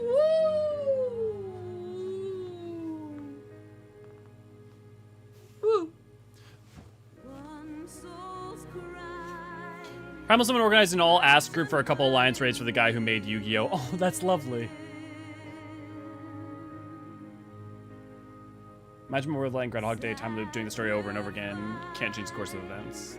Do you have a lyrical video for Dragonsong? I have a lyrical lore for Heavensward. No, I guess I don't have one for Dragonsong. Oh, I remember why I didn't make one. Because Dragonsong, anytime you made one, would get copyright claimed. However, now I can. But honestly,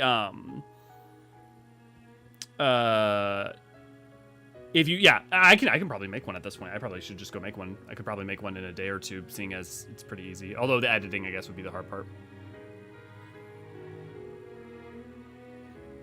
Oh.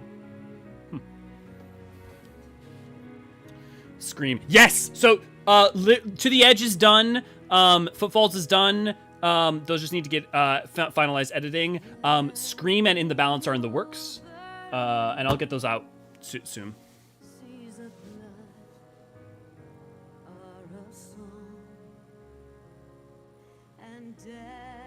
I feel like Dragonsong being here kills the moment on the bridge. I'm not sure I follow why it would. Because to me, like, Dragonsong, it holds true still, but then understanding, having a relationship and an impact, I think makes it just as powerful. The same way that, like, flow is used throughout Endwalker. So, like, when it comes to its climax, it doesn't make flow less powerful, it makes it more because you understand what this thing means on multiple levels. And to me, like, Dragonsong is not about that moment. Especially if you look at the lyrics, Dragonsong is about the legacy and lineage of the pain and treachery and sacrifice and struggle and desire for difference and hope and peace. And so, like, to have it relate to all of Heavensward as well as the patch on, then have it as the crescendo in that moment, to me doesn't discount from it. We have official lyrics for Scream. I don't know if we have official ones. I haven't listened to Scream on repeat because I haven't had time and to, like, listen to it while I work. But now that I'm starting to write it, I will definitely be listening to it on repeat.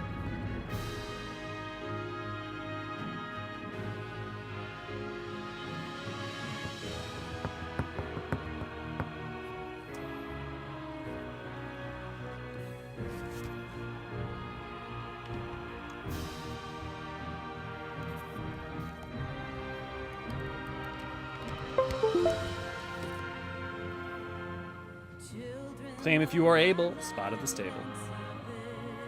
Oh, not no more. Waking up. Waking up in the morning. Did I button this wrong? Yes, I did.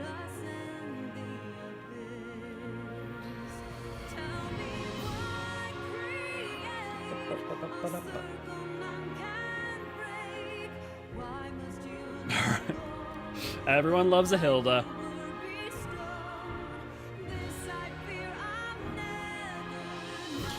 Sorry, I had to charge my headphones a little bit because they beep at me otherwise.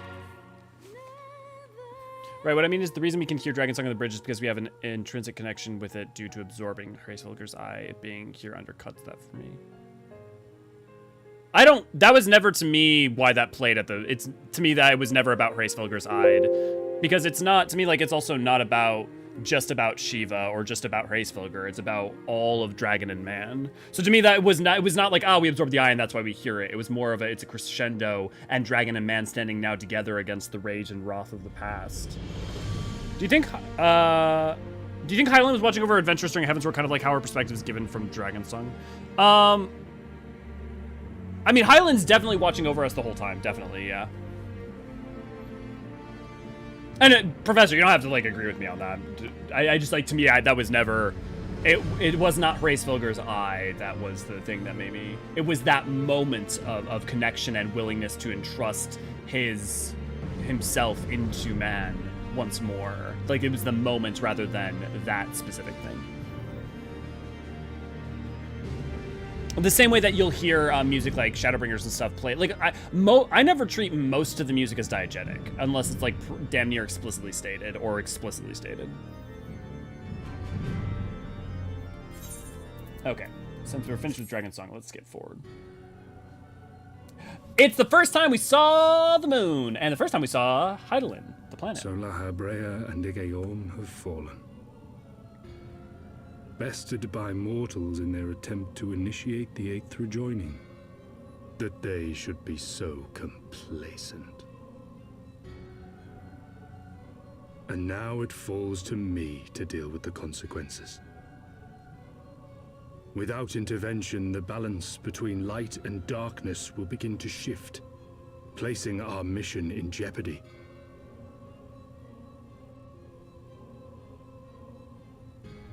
Hydaelyn's champion has grown too strong. His might encroaches upon the realm of gods. Equilibrium must needs be restored. The time has come for you and yours to join the fray. Warrior of Darkness.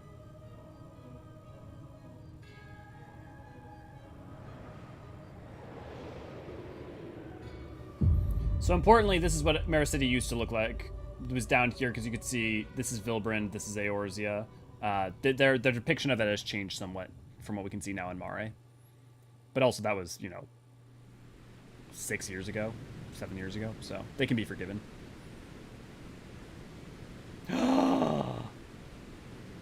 He rises, guys! We're gonna be spending some time with the gobbies. Next time on Dragon Ball G. G for Gabi.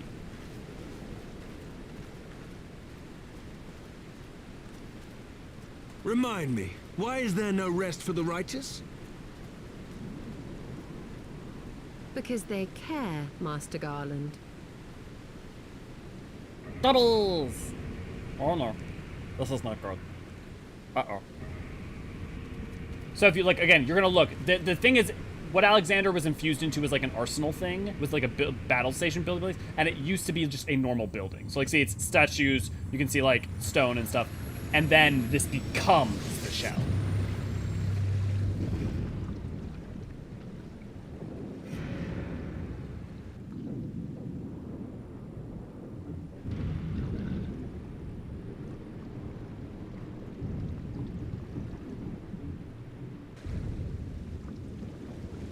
Forward and backward.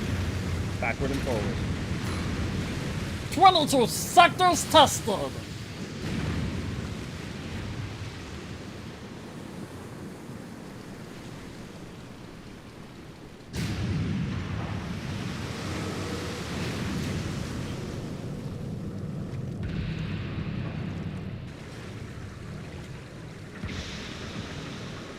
No. There was a building. Alex was summoned into that building. The building was turned into Alex. This whole thing is Alexander. Of all the things they could have picked to play with, that's not a toy, you bloody fools, it's a primal! Was Alexander in any FF before 9? Also, other than 9 and 14, where did he show up? Oh, he showed up in 13. So 9, 13, 14... Any others? 22 sectors tested. Fragments in one direction. Celestial noise detected. Delirium unsuspected. Alexander wasn't 7? Where? I have no right remember if he was 7. It's been so long since I played 6, so the 6 I'm not surprised I didn't remember, but wait, how do you get him in 7?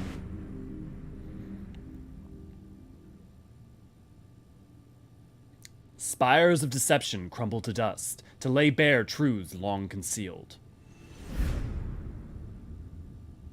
Beyond simmering shadow lieth shimmering light. I don't know why I don't remember him in 7. That's so weird.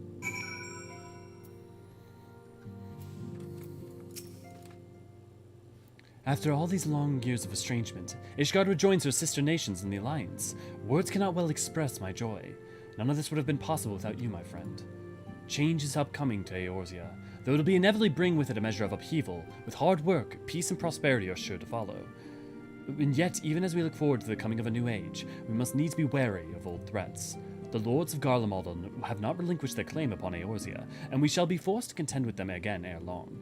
And then there is the matter of our comrade, Estinian, claimed body and soul by Nidhogg. If there is a way to rescue him, we must needs find it. Suffice it to say that the path ahead holds no shortage of challenges, but together we shall overcome them. Heavensward is done! Titus would just laugh writing on Alexander. Otherwise, he's been in everyone since 6.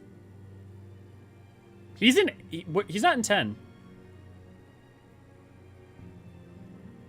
Oh, sorry, Alex wasn't. Sorry, so you said 10. I saw that. You had to beat the snow woman near the hot springs in Great Glacier. Yeah, I guess I just never did that one.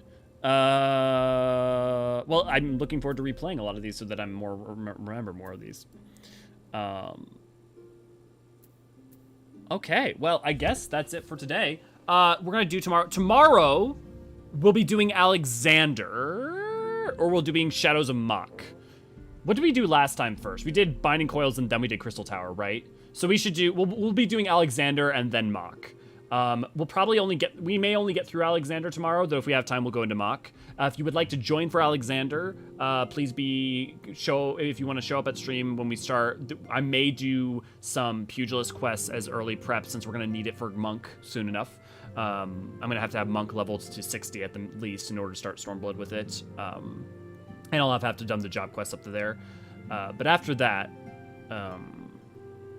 we'll definitely be doing that. So, thank you all for joining me. It has been a lovely time. Today and tomorrow, obviously Monday and Tuesday every week, is the MSQ replay. What we do today. Wednesday is new videos. This coming week will probably be an End Talkers, and then maybe I'll try to put out, seeing as I've got some extra stuff like the End Lore Talks, or not Lore Talks, Lyrical Lores, like To the Edge. I might put those out early just because I want to get some stuff out. However, depends on how much time I have to edit. Thursday is Final Fantasy Replay. We're currently wrapping up the 3rd crystal of FF1, and hopefully we'll try to wrap up FF1 pretty quick. Honestly, it's been fine. FF1 is like I realize there's some criticism of the fact that like we've been using guides to get through, but like I don't find a lot of enjoyment of wandering around in it, especially with its like enemy rate, but irrelevant. Friday is our lore book club. Saturday is our community stream where we do stuff together. I think this stream we're going to be doing leveling because there are a lot of people who don't know how to level crafters or don't know how to level efficiently their jobs, and so we're going to be helping people level whatever job they want to. Sunday I technically have off, though all of you horny motherfuckers, man, I will tell you what. Maybe I'm thinking one of these Sundays we're just going to do a romance novel if people are like interested in that or something.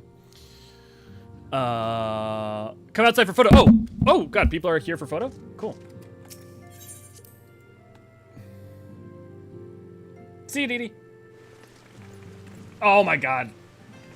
Look at you cute motherfuckers.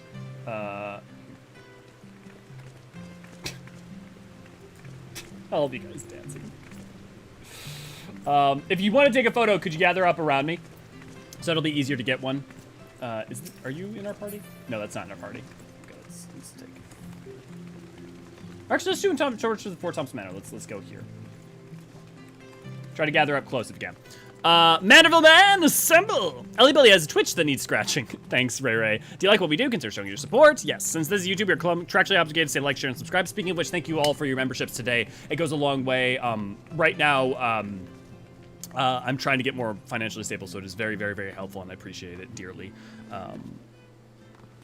Do you enjoy the Rip Morpha? Yes. Okay. Can we get 2 layers? So can we get... Well, you're all short. That's not helpful. Can we get people to tighten up a little bit? You can also get in front of me because I'm tall, if needs be.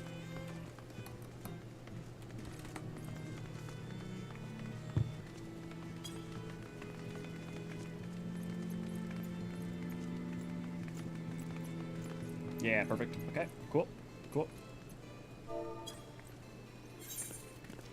Now I'm starting to feel like this is just a harem. Self only, and then PC.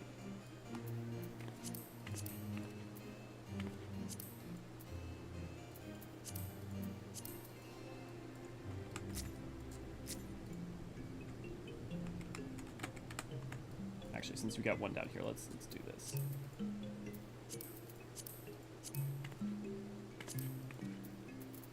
Let me get a smile on Elio's face because he's looking mighty drab. I don't want that.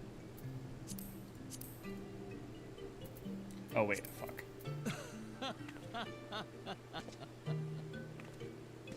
Wait for it to cycle out. Alright, here I'm gonna have to do different emotes in order to stop that from happening.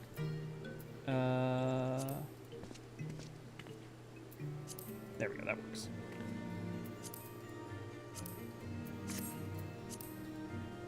There we go.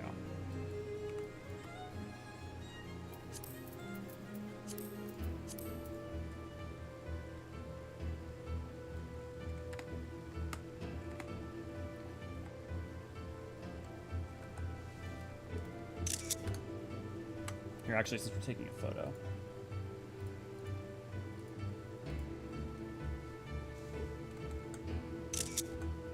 Okay, let me go put that in the Discord. Screenshots and art. Look at all those lovely people. Thanks, guys, so much for joining in on that, and I will be excited to see you guys tomorrow. The ninja's plotting something. Have a good day, everyone. Yep, perhaps, yep. Who has the pretty red dress? Who does have the pretty red dress? It is Seltrin. Which... Is Seltrin Tam? Some of you... No, Jarek's Tam. I don't know who Seltrin is. Meanwhile, I'm looking here slightly confused. All good. Maybe, but you'll be the last to find out. Yeah. Okay, guys. Mama. Oh, it's Mama. Okay, cool. Well, you have a lovely red dress. I'm out for tonight then. I hope you all have a wonderful evening, and I will see you guys hopefully tomorrow. As Ninja Main, it's always nice to see a broja. I've never heard that one. Okay, guys. Have a lovely night.